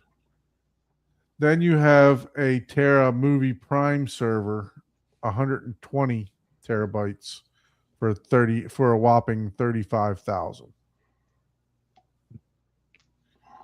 Oh, So man, that's where just- that's where I disagree, right? So I've said this time and time again on that- this that's, show. that's a lot. That's a lot Right. of money. I've said this time and time again on the show. The Kaleidoscape is not your source to store movies. It's your source for demo reels, your new movies that come out right away, your something that you want to see as soon as it hits streaming, but have a much better quality than streaming. It's not your true source unless you got boatloads of money and your pockets are full like this, right? It's not your collector's type of piece. It's not your I got 1,000 Blu-rays and I need all 1,000, right? Yeah, I mean, it's a discussion that really doesn't even need to be discussed, because the reality is, look, and it's hard to, unless you've been there, it's hard to really grasp. It's like time, money.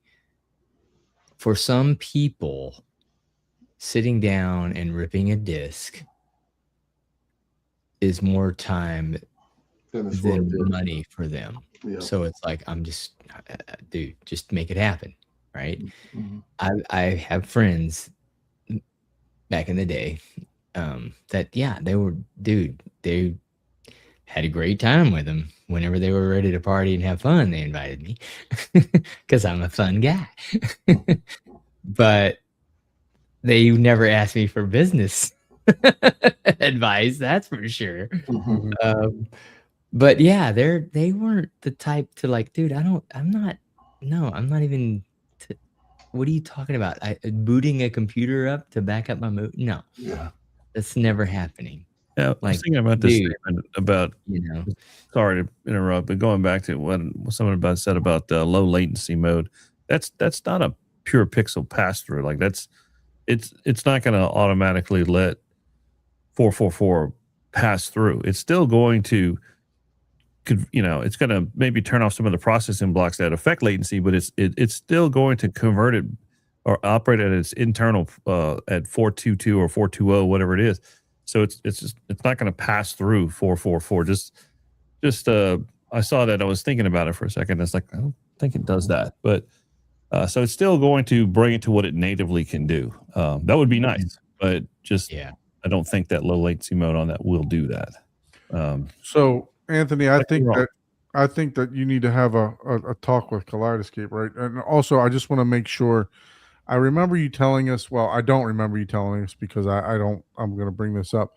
I don't know which version of the Kaleidoscape you have, but I just want to remind you that if you have like the M, the E, the V, once you've hit play on a movie, if you don't favorite it, it disappears. Right. So on the V, it will delete it in order to give you room for new movies. So unless you favored it, it won't hold it on there. So as soon as you watch the movie, it gives it like 48 hours and then it disappears. So, and that's on the S, the V, the M. So it's truly like a new release. Like, hey, I want to watch this, and maybe it's not a new release, but it's just like, oh, I click this, download it now. But if you're not watching it tonight for date night, then I'm clearing it off for your No, favorites. it will stay. It will stay on until you press play.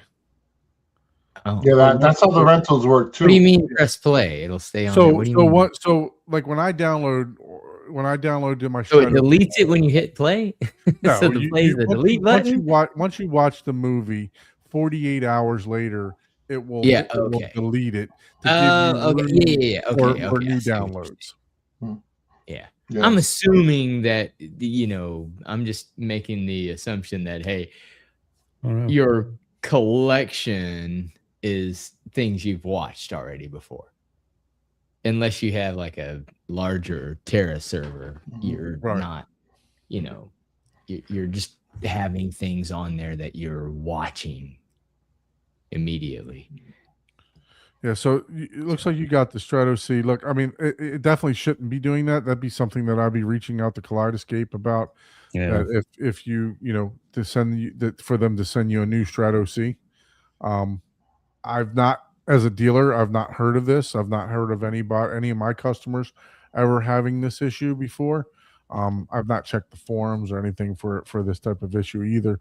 So, but I can just tell you, you know, I've had a fantastic experience with it, and everybody else that I've spoken to just has a wonderful experience with it. Other than what we've already mentioned, the costs, you know what I mean, is usually the negative that we get from the Kaleidoscape.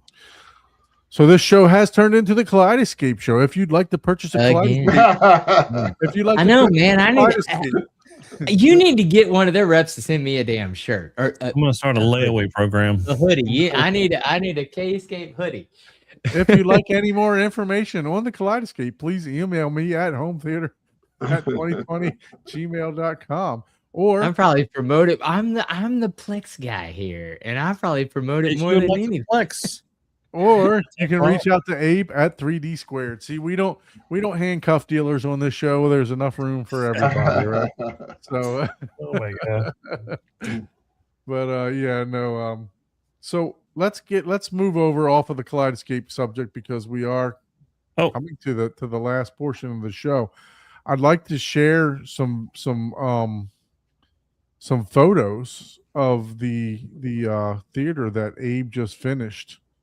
In North Carolina. I don't have them, so Abe, you're gonna have to pull them up. And Oh, okay. I thought you were gonna do the video. Well, you put me on the spot here. I didn't know I was gonna do that, but let me. well, I mean, you know, You're like, we only sent a text message saying that we have minimal preparation for this show, and Abe, you're gonna be doing your. Let me sign in. That's Don for you. Oh yeah, you may or may not be doing. Let me see if I can forward the video to myself very quickly. Oh yeah, because if you could upload that video and play it, that would probably be good. But I'm logging into iCloud. At Well, least. wait a minute. You got to play my video too if you're going to do that. Yeah, Of I like Cripple Creek. Yeah, play the Cripple Creek Find a video. Cripple Creek too. video while you're uploading That's mine. why we Yeah. sent them. That's the only reason we send videos in chat. Exactly right, Paul. Yeah, thank you, Abe. Yeah, I thought, man, who's the curator here? Yeah. Don's the curator. He's the, As he's you the know, we owner. don't plan shit around here. You know, we just do it, and that's it. Yeah, play So the with the Cripple flow. Creek video while I look for that, or were you done on that? There you go. See? We're a very informal show here. You know, we do plan guests. You know, I do. Oh know. man, Don works harder than anybody on this hobby.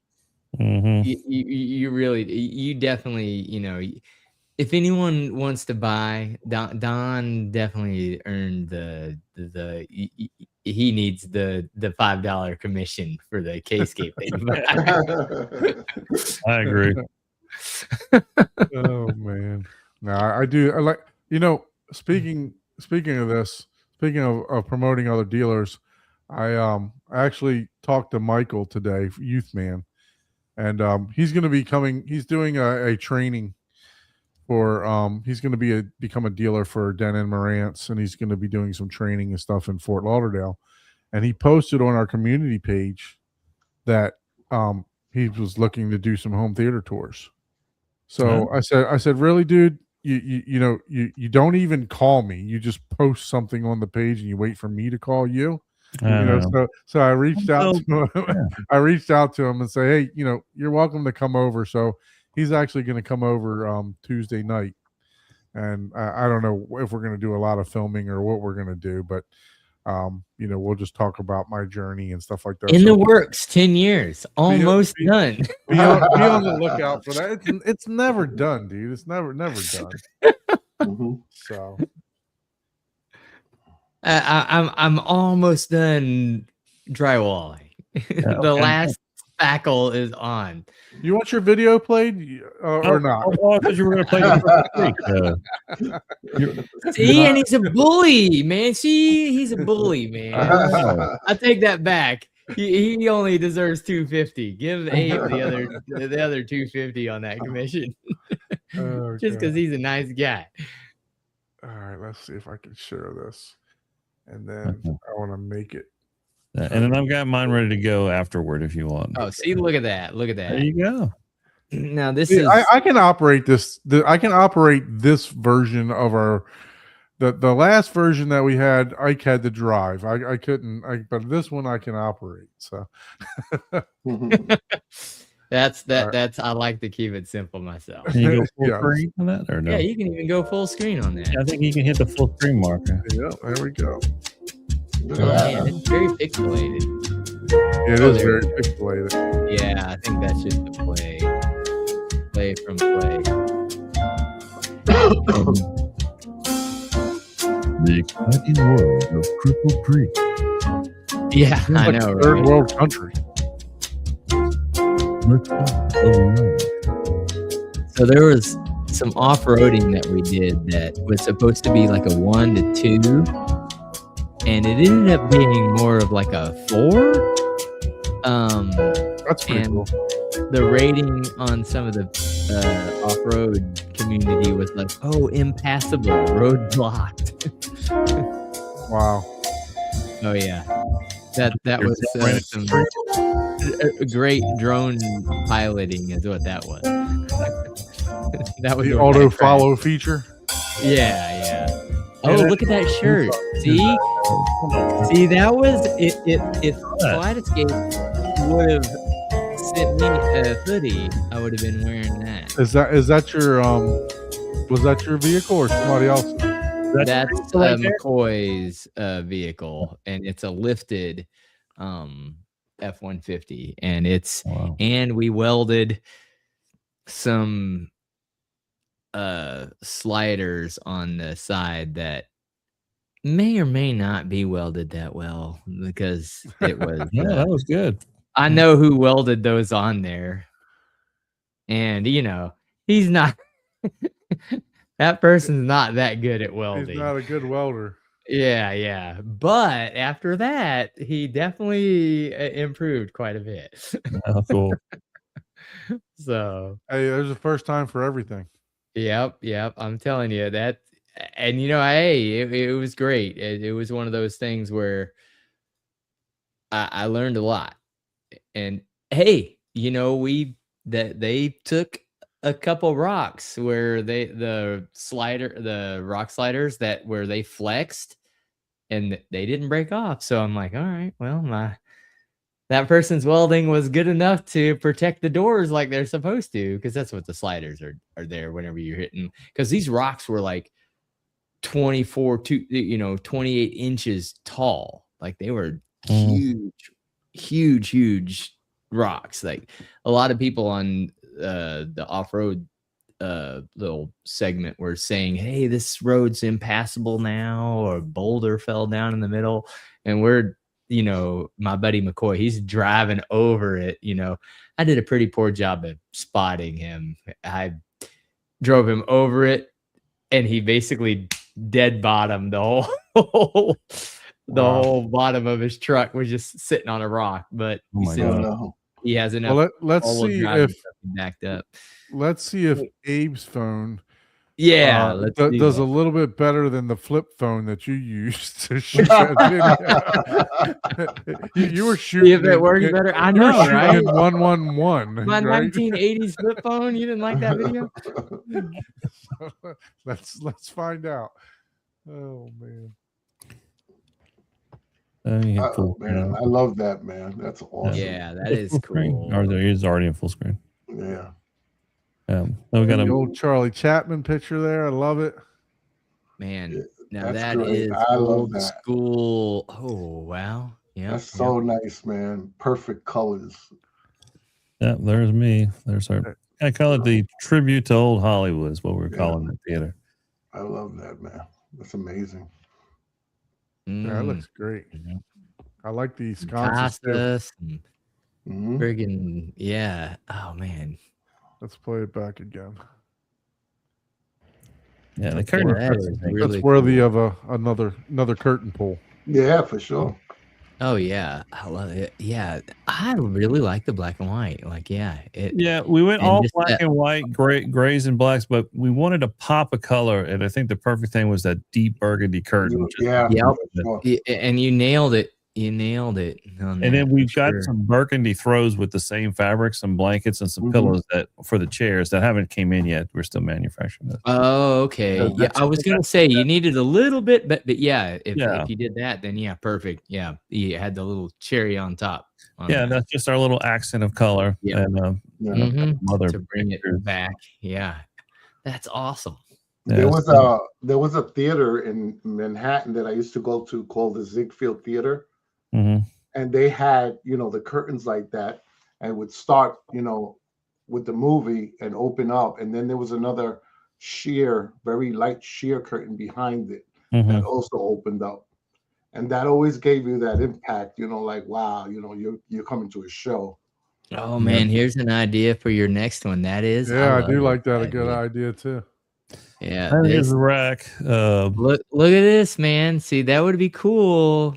Yeah. Now this If was a Audrey little bit Hepburn had the red lipstick with that. I was like, yeah, that's a good kaleidoscope little player. And this was a black bigger level theater. I definitely put more. I bought a rack. I probably did not need to buy a rack this big, but it's got expansion, so we grow with it. But Yeah, exactly. kaleidoscope. And this is in a room behind the project behind the rear wall. If you saw let me show you in the rear wall. See if I got a rear wall shot. Mhm. There is we can't see it, but there's a port glass right here. So the projector is behind here. Let me see if I got a picture of Is that the equipment? You're not showing the Yeah, equipment the in this equipment rack shot, is in a though, are you? room that's behind. There's a door there, and the door is open, and you could see the equipment rack in that room that's parked behind. So Oh, so the door's open right there. the door is open, yeah, and you see right now, Oh, and that okay, door okay. closes, and you don't see any of that, but it's a little hidden door that we've got back there. Mhm. And let me see if I have a particular picture. Yeah, so that's the projector shooting through the port glass. Is that Sony? Yeah, Sony VX5000. Yeah, and then it's shooting through a port glass on the front. Let me see if I have a picture of the port. Yeah, this is a picture of the port glass. Not a really good picture, but that's the port glass on the rear wall. It's a bad picture. Are there any advantages? That must have putting been taken with Paul's phone. Probably. Yeah. Say again? Is there any advantage when you put a port glass in front of a projector like that? No, as long as it's a specified port glass, like a white water or a low iron port glass. So this is an actual white water port glass that's used for that use. The advantage is it's in another room and they're trying to keep That's the me sound. wiring up this rack. That's keep the your reason noise you floor. need Yeah, keep to your noise shoot it floor next through to a nothing. port glass. There's no advantages. The advantage is No. noise reduction. Mm-hmm. Yeah, there's some other stuff there. I hadn't quite finished. I'm trying to find and then we got the lighting control. We've got a control 4 8-zone APD. It's controlling all the lighting in the theater. Mm-hmm. How many zones of lighting did you do? 6. I have 6 Okay. zones of lighting. Oh, I'm not even using. There's 2 zones in there. I'm not even using. room for growth. Yeah, let me see if there's a It's a lovely washer and dryer. Mm-hmm. there's a lovely one. You No. had a Oh, yeah, washer. yeah. Oh, I don't see the other port glass picture. Mhm. Oh, and then it's funny. In the same week, I went back to Brewer because Mr. Brewer in Arkansas added heights in the columns. Oh, I got to nice. show you this too. So remember, all these pilasters open up, and we've got SEL2s at the bottom. Well, let me show you this. Well, that's my. Oh, look. Well, this is my. Your burrito. That was my meal on the airport. No, this is the restaurant we went and ate at. Wow. It was good, man. These turkey flautas. Woo-wee. Those are Mm. good. Yeah, I don't know. I worry about a guy that stabs a knife in the middle of a In their burrito, burrito. like that. Yeah. So anyway, so the pilaster doors open up, and there's the SCL2s. But at the top, we've got SCL4s or 3s going in for top heights. So he added 11 more speakers So not only does he have a Dolby Atmos 13 point blah blah blah, like so many, but he's got DTS and he's got Aural 3D all in the same room. Wow. Nice. Yeah, which I think is just way overkill, but more power to him. Yeah. Hey, He loves it, and I'm happy he's doing it because it gives me a chance to see what will these rooms do with all that stuff in it. So, Man, I'm gonna have to go down. He's in Arkansas. what did you have to? Does he got a 32? Altitude 32 in that one? oh, check first one out there. He has the expansion. It's the 48 EXT expander on the 32. Wow. Oh, He's dang. in fact, I got to show you this picture. Let me find that picture of the expander because I had never seen that before, and I was like, "Holy shit!" So this is the bigger of the Art Deco theaters that you Yeah. right? Let me see if I've got. The one in Celebration was a smaller version of that. That's not where this one is. Yeah, Right? so let me show you this. This one's where is this one located at? Abe? This is in Arkansas. Arkansas. That's what I thought. Yeah. Okay, let me zoom in on that. That is the Trinoff 48 EXT expander on top of the SDP 80 processor. Wow. Oh, wow. Mm, And I had never seen that before. Yeah. that's cool. Yeah. 48 channel extender. Wow. Yeah. So I was like, wow, that's just insane. Mm. And I took some pictures of the back of it. That's Oh, in synthesis certified. Look at that. Damn. Nice. Look at that power cord. I like that power cord. Yeah, and those cables. Oof. let me tell you what, he spent more on power cords than my house. That's Man, I how could see bad. that. That's awesome. Well, you can do it. So that's the expander right there. 1, 2, 3, What cables are those? tributaries. Tributary? Mm. Okay. Yeah. So that, and I had never seen. So there's this. I had never even heard of this cable too. This is a digital AES EBU cable that goes from the Trinoff, well, from the SDP 80 to the expander. It's a digital DB25 cable, Yeah. essentially. Yeah. And I was like, I had never even heard of that. I never used one. I've heard of it, just never used one. They are. In telecom, that's how we do. What like- projector is is he running there? Yeah, that's everything out. It's a Freya Plus, and I'll show you some pictures of that too. But this was a crazy setup. I was taking pictures behind the rack, trying to figure out half the shit in there. This is the one with he's doing waveforming, right? You have like Yeah. eight. Okay, eight so these are, subwoofers. Damn. each one of these is a power cord going to each one of the amps. Okay. That's nice. Wow. Yeah. Let me see if there's a. Yeah, those are pricey. Yeah, and there's a. He's got 50 feet of extra wire. No wonder they're pricey. how much- I don't think I have the photo where I zoom out and see the whole thing, but there it is. Okay, that's the power cords. I'm interested in the gold pig. Yeah, I Like, can show you. I'm seriously No, but I interested can't. in the gold pig. You did not see that. Oh, Oh, okay. But I that's- was like, dude, like all that's these pretty are- wild. all these are amplifiers. That's All cool. Jesus. And this right here, these are all custom made. What Nice. was he making? Was he doing the altitude 16 amplifier? No, it's a 32, and then No, it has no. The Trinoff amplifier, the 16. Oh no, it's all SMA 8300s. Okay. JBL amps. I don't know if I have a picture of the Yeah, amps. yeah, he's the certified synthesis. Yeah, it's all synthesis. It has to be. Let me see. I don't have a picture of the amps. May He not have. had Maybe down there on the This is kind of a cool picture. He uplit the speakers behind the screen, so and you turn on a light and you can see the speakers behind the screen, and that's the 4 SSW1 subs with the SEL2s, That's nice, man. SEL1s. That looks Wow. good. What chairs are those? What seating? does he These are all elite. have? Yeah, elite. Mhm. Yeah. And unfortunately, I was there when they were doing the calibration with the new sets of speakers, but I never got to hear it. So I got to go back one day to actually hear it. So I still have not heard this theater in like all its glory. damn, Um, dude. Incredible. That's Yeah. gotta suck to be the one to design the whole thing, and then you're like, okay. Well, he heard the first iteration, but not the Yeah. with the And new here's height. the crazy thing. Yeah. I stopped my work in North Carolina to drive from North Carolina to Arkansas just because I know the JBL there was there and he was going to set it up and calibrate for the new speakers. And I wanted to hear what this thing sounded. But it took so long to get everything set up. It was like 3 days for him to do that calibration. And I had to leave to go back to North Carolina to finish up that job. So unfortunately, I didn't get to hear it. Let me see if there's a.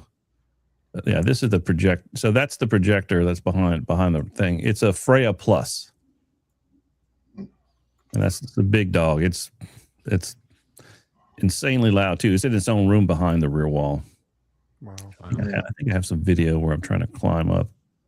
Yeah, this is my sad video of me trying to get up there. I'm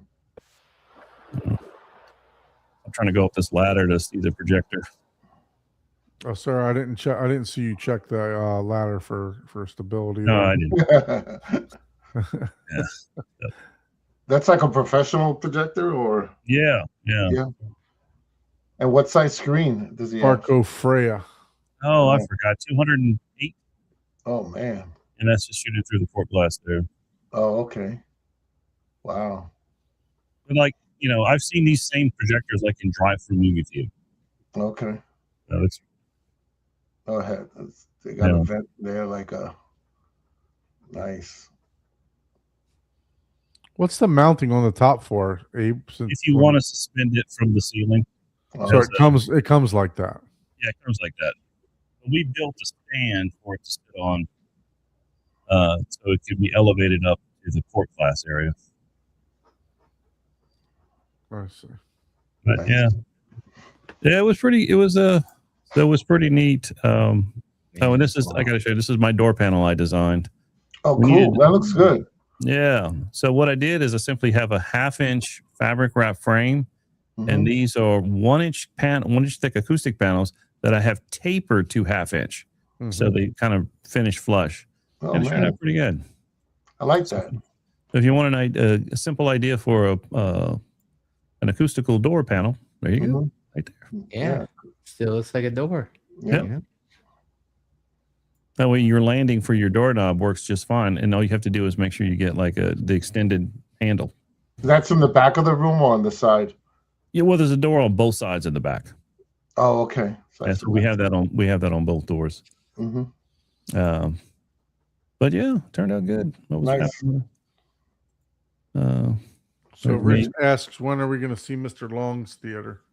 Yeah, we need to get out there. Yeah, Yeah, I we agree. definitely need to get there. I know he's ready for us. He's asking me when I'm coming. So yeah, we need to probably go ahead and make that trip happen. Yeah, for sure. I'd be willing to do that. We should make that a community Well, like live. all right. event. Okay. I'm going to stop sharing now. Okay. Or I show videos, do pictures I shouldn't. You're like, oops, Um, that's the wrong album. My bad. Yeah. But yeah, so Hey, at least all of yours are G-rated. so it's still killing me that I have not heard that theater. But the JBL guy said it sounds insane. Like so I heard it when he was is it going to be like? Is he going to use? How many speakers did he end up with? Okay, so the original go round was. Okay, let me remember how it is. 1, 2, 3, 4, 5, 6, 7, 8, 9, 10, 11, 12, 13. It was a 13.8.10. So he had 10 overheads. 10 overheads. Wow. Yeah, two front. So Yeah. 23, and then he added how many? and 11 added more. 11 more. So they have for all the sides 34 got height and column, then columns, without 34 non-LFE speakers. yeah. So those are all upper height speakers and those pilasters. And then he's got the Voice of God speaker for the RO3D, and then but it was 11 more speakers he added to So that. are they did they set that up in the way to where because Trinoff came up with a format to where you can kind of mix both the Oro 3D and the Atmos,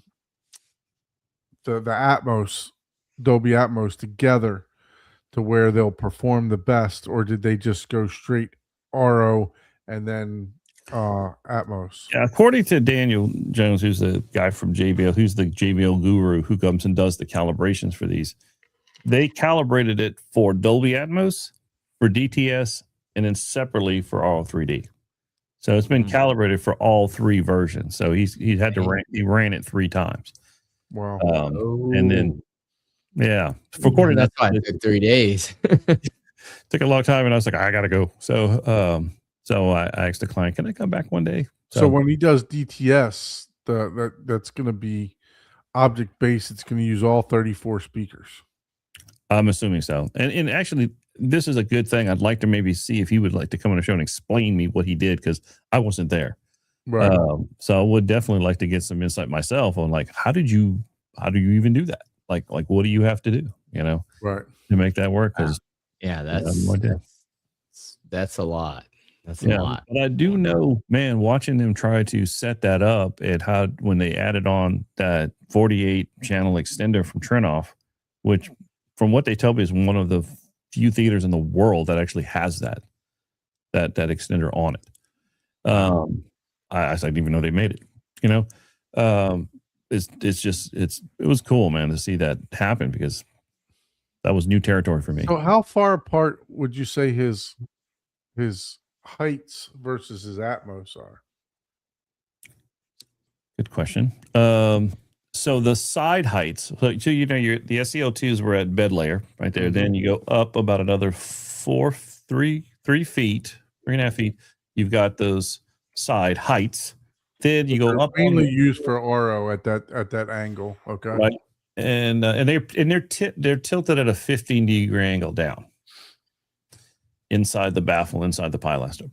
Then I would say you go another 3 feet over onto the ceiling, and that's where the Atmos speaker is, roughly, if I had to say. So they're kind of, I think they're kind of in line from where they placed them. Okay.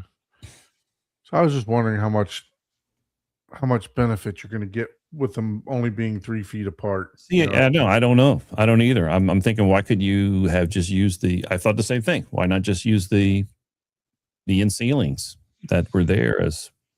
I understand for the setup. If you're going to run a complete different RO setup, if you're true to the specs on Dolby Atmos, right, or DTS, right, if you're true to those specs, then your speaker placement is not going to fall the same as if you're doing RO, right? So I can understand if you're using them as 2 different systems, but if you're trying to put them all together through not distributed audio, but object-based audio, and use them all as at the same time, I wonder how much benefit there is for that. But I can understand it, because I've thought about it. And maybe that's what they were spending their time on, is like, okay, what to really get the true benefit, which speakers do we need enabled and on to cancel it versus hey, which with this speaker on, does it do more phase cancellation, or is it that we spend an extra 3 hours making this one speaker, even though it's minute, be able to travel the audio more precisely? Yeah, and crazy thing, they bi-amped all of those speakers. Oh, Jesus. The height channels. All of them. All of them. All of them. Wow. Yeah. I was like, are you serious? That's a lot. That's a lot of amplifiers, man. Oh, yeah. Did you buy amp? That's a lot of cable. Man, yes. Yeah. We had to they had to take down the heights, because we have to pull, there's a cable, like a jumper cable, that you have to pull off if you're bi-amping those heights. So we had to take that off and put it back on. That's awesome. And that is full on. Like, man, I hope they ran aluminum rotted, cable management to each. That's so much cable wire weight. It's like, hey, we got like 1,000 pounds of cables in the ceiling. What did you run? 12 gauge? Like, why is there so much cable? And it's like they have backups on their backups, and then it came down to, we have so much cable. why? And basically, they just it was like a whim. Well, let's just, since we have so much, let's just buy up everything. And it was that quick of a decision. Wow. Wow. But I had no idea that they were going to do that. And then, See, but that's why I ran SmurfTube, yeah, so I can just if I need to pull something. Man, your Smurf tube is not big enough. No offense. Yeah, it's not falling out. It's not. I agree. I mean, you know, I would have saved money, but I That's a give lot you of 2, wire. 3, 4, but man, 32 When I by first started God. buying my wire for the theater, 250 feet of 10 gauge monoprice in wall rated was only like $80 some. When I had to buy 2 more rolls at the end, it was $250 a piece. mhm. You know, so it was way more expensive. So I can only imagine. Oh you know, my God. what they spent. I mean, just those power cables alone, those Well, tributary he's power. running Yeah. 8 Like I gauge said, the speed wire power to cable- every single terminal. Well, what Yeah. they told me was what they told me, like I said, is just as much as what I paid for my house. For the Jesus. That's crazy, man. Yeah, and just in custom power cords. Nice. And it was getting, I kind of debated, they did a good job with it. And this is a really good AV dealer in, I have to give them a little bit of credit. Hometronics in Arkansas, they were the AV dealer we worked with on that, and they did a great job. And they did this whole house, and they did an amazing job with this house. So definitely in Arkansas area, give those guys a call. They know what they're doing. But I had when I did the original design, I was going to take, Mid-Atlantic has those custom modular power outlets that you can customize, and you can actually run like 3 dedicated circuits on inside of a vertical power strip, and then the electrician would wire up 3 dedicated circuits so that you can have a nice clean power cord going from the amp to the vertical power strip. Yeah. And so that's what I thought they would use, but they went the extra mile and said, no, let's just get custom power cables going from here right to the outlet. All right. Yeah. And these were stationary racks. They didn't have to move. They had a cable ladder above it. I saw why they did that, and it was a good choice. But yeah, they were. So just in case anyone's interested in the tributaries, Crutchfield has got them for sale for $800 for a 6 foot cable. Yeah, and these were they were custom links made, and so of those, I think it's the 8 APC. That's what it looks like. Yeah. Wow. So that looks like what they had there. Kind of Yeah. does. Man. Yeah, it was. That might be was it, what yeah. they had. Yeah. $800, man. I mean, Or 6 foot. Those For were like those 80 were- foot links. yeah, there was a lot of extra cable there for sure. There was at least 12 to 12 feet, if I had to guess. Wow. I don't know, but It's cool. Look, I mean, look, I like tributary cables. I will say that they definitely the HDMI cables that I use from the Lumigen, it definitely helped a lot of I had to pull off the AudioQuest ones because I was getting some intermitting through the Lumigen because it was running hot. mhm. Right. So they Lumigen suggests using the full 6 foot or 3 meter, whatever you want to call it, tributary cables because it allows enough resistance so they don't run too hot. And so once I switched to them, I stopped having the issue. But yeah, so it's definitely they're definitely nice cables for sure. Mhm. Yeah, I'm zooming in on the cable. It looks just like that one you showed. Yeah, so Yep. but yeah, Crutchfield's got them for $800 if anybody's interested. There is one, the cable company, Origin Power NCF power cable for $1,300 if you wanted to go a little bit higher. Higher end, yeah. You don't want to. I'm not saying it's better, but if you want to pay more. Yeah. Mhm. And- Well, I think they had so used all- question for you, Abe, a lot of amplifiers, if you're using an amplifier, that from what I understand, they don't have a ground plug, right? So these ones, do you know if those one had ground Oh, the third they prong? could. There was. a There was good a question. ground. There was a ground Yeah, plug. yeah, there was a ground plug. Yeah. Yeah, yeah. Let me look at that cable again. Yeah, It was 3-pronged. sure enough is. Yep.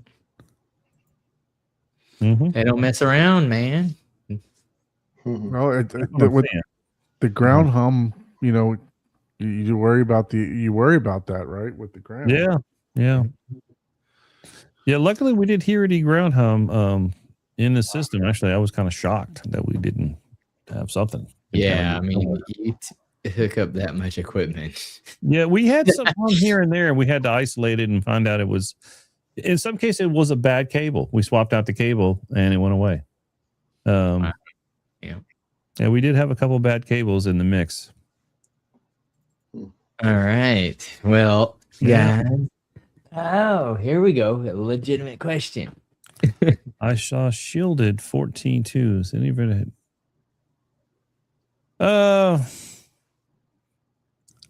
No. I mean, I think they just wanted the extra benefit of having the shielded 14.2. But if you run it right, not really. If you're careful of how you run it, keep it away from electrical. If you do have to run electrical, keep it 18 inches away. Run if you have to run parallel, cross at a 90. 90-degree, right? Yeah. Correct. It depends on your circumstance. And how long you're running it too? Yeah. How long you're running it. If you're running it across things like any sort of generators or motors or that's really what that's about. The shielded cable is worth it. Let's put it this way. If you need it, If you need it's it, that's worth it.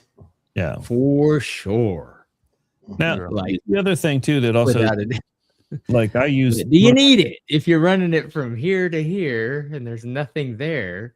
Well, from most theaters, I don't use it unless it's a very particular application. And over Yeah. here, I think the AV dealer, given everything else they were running in that room, wanted that extra bit of precaution. But the other thing I like is, for instance, Liberty Cable makes a THX certified 14 gauge cable. But what's nice about the construction, in addition to having this really thick shielding on it, thick jacket on it, it's a twisted pair. So it's naturally twisted. It's the positive and negative are Reduces sheathed noise. and twisted inside of their sheathing. That's my favorite one to use. Which just that design cuts down on a lot of interference because they're twisted inside their jacket. So if you can find a cable geometry like that, that also helps cut down on EMI and RF interference without needing it to be shielded. I would check out the Ultra Cap speaker cable from Liberty as a good choice for CL3 rated, UL listed. Oh, Inwall cable. CL3 rated. Yeah, CL3 rated, UL listed. Extremely well built cable. And not that expensive. Not that What is expensive. it called? Liberty? Yeah, look for Ultra Liberty wiring cable Ultra Cap. Yeah, Cool. that's one of my trade secrets right there. Is that one because it's a great cable, and then you can make that cable. I buy the sheathing, the braided sheathing independently, and I can dress that cable up and make it look like $1,000 cable. Mhm. And it's a very well built cable. Look for Nice. Ultra Cap. There's they make it in a 12.2 or in a 14.2, and then a 14.4. Yeah, that Looks came like out. the monoprice cable that I buy. Yeah, that speaker has been a workhorse of a cable for me right there. A great speaker cable to run in the wall. It's a 261 stranded OFC copper. Like I said, the positive negatives are twisted in there, so which helps cut down on noise and interference as well. Yeah. But great speaker cable. Cool. And you can use it for anything. One last thing that we were trying to get you to hear, but I guess you weren't hearing us. One suggestion for the pop of color in that theater would be to make Aubrey Hepburn's lips red Yeah. instead of I black and white. upvote that. Okay, the interesting On thought. that, for your next one, that's that would pop. Yeah, that would have been an interesting thought. Yeah. So add that little bit of color right in the black and white photo. Mm-hmm. Yeah. Good suggestion. Yeah, I didn't think about that one, but yeah, good suggestion. Yeah. Yeah, for Mhm. sure. I agreed with that one. I was like, oh yeah. Yeah, that would have definitely been. So Photoshop it and then share it back with us to see what it looks like. Yeah, that would Yeah. definitely. Yeah, I would be like, I can have Glenn do that. You didn't think of that. Because we were wanting just one little tiny bit of color. We wanted it to, Yeah. the curtain was, obviously you knew that was going to be it. And then Yeah.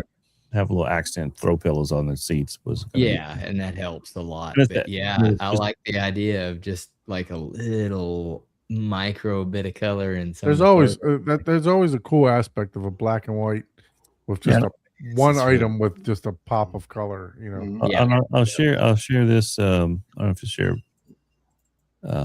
This is so. What's kind of cool about this house is it's nestled in the mountains, and the rest of the house looks like a cabin. Oh wow. And so you don't know that theater's there. So we actually created this little entryway, and right on the other side is this is going to eventually be a game room. So you would go through these double doors here, and on the other side of this wall is this little entryway. We're going to have a ticket booth here, Oh, cool. eventually, a candy counter here, and then we're going to have some type of art Dang. installation put here. That's Just a lot kinda- of wood. yeah. It's amazing. And yeah. then let me see. I think there's a video of it. What size is that room? That's a good question. 15.5 by 21. If I want to. Wow. I'm just pulling it down while you go through your pictures so you don't show anything. Yeah, I'm trying to find the video. Oh, here it is. Let's see. Okay, you can put me back. So let's see here. This is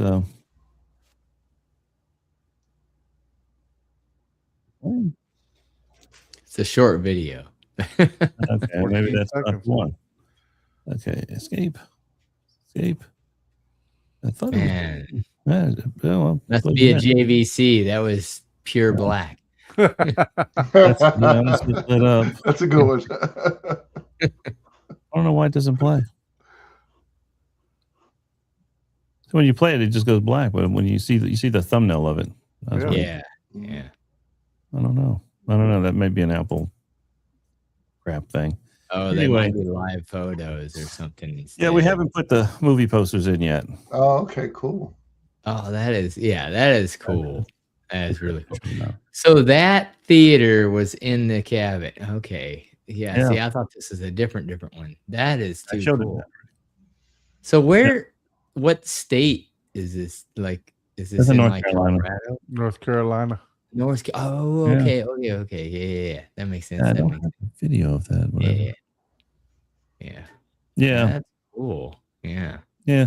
So it's kind of cool when you don't know this. You don't know that's there. The rest of the house looks like a cabin. Oh yeah, that looks And amazing. then you Yeah. walk in and Man, it's that is a night and day. Like oh yeah. it transports you to a different scenario, a different time, a different many things. Yeah, that makes sense. Yeah, that's cool. And even the pictures with the log cabin kind of feel. Yeah, we wanted to kind of They transition. still it did like with the a little old bit of a school. touch. You still did like old school light frames, right? Mhm. Like, Right. are those actual incandescent or are Yeah, they're LEDs incandescent. getting good enough to where you could, make it look like they That are? won't play. That video should play, but for whatever it blanks out when I hit play. But in any case, those are incandescents right there. Oh, okay. Put some double-sided posters in there. I just didn't know if some of the LED technology got good enough because some of them you can't tell. Yeah, and then Yeah, it's on the the LEDs, backlight is all LED behind the poster. There's Yeah, all yeah. there's a bunch of That LED makes strips here behind it. Thought I had another video of it. Yeah, we saw all those. And See if it Come on. see if it plays not through I mean, Yeah, let me I- download it. Let me just see if I download that. Download. Okay, and then click this move here. There it is. all right, let me add it to the stage now. There we oh go. wow. Oh, okay. Dang. Poster cases. All right. I got some posters. It's crazy. But that's pretty cool. I like how the lights rotate around. Yeah, that is like old school. So- You got enough fan. room for a candy counter in there? What's that? It's only like what? Yeah, it's gonna be really shallow. When we're debating, it's gonna be a really shallow counter, or otherwise we put it on the outside of the theater in the game room area. Well, you might have a candy girl on the other side of it. You know, you might have Yeah. a counter. Like the counter's only an inch out, but there's a whole nother room back there. Yeah, I don't have that video. I was trying to look for that video of. Let's see what this video is.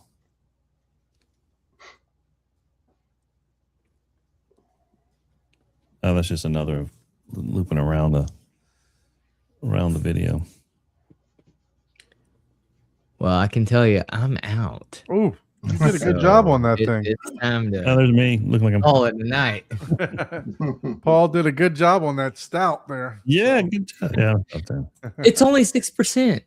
0.6%. 0.6%. Yeah. Nelson, thanks for coming in and Oh yeah, my pleasure. clarifying some stuff on the Kaleidoscape and the JVC. Yeah, thank you. You guys Yeah. are always welcome. Anybody that has the link, that's what we like. We like for you guys to pop in, pop out, participate. Fine with us for sure. So if you do have the link, if you've been a guest on the show, by all means, you always have carte blanche to just join us if you want to. We'll bring you on.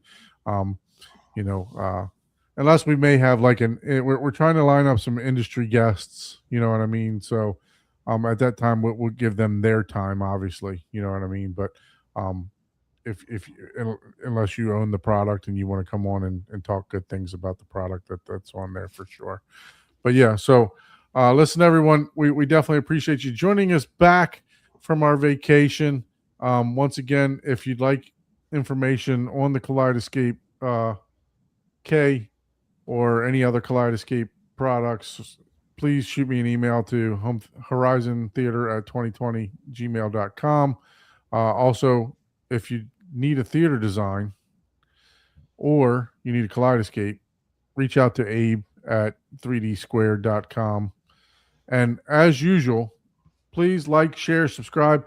I picked up some subscribers. I'm almost getting to 900 now. So I think I'm like 890 something. friends. But so yeah, so if you could help me out with that and subscribe to the channel, to Horizon Home Theater. I know I don't post videos, guys. I apologize. I just do these lives.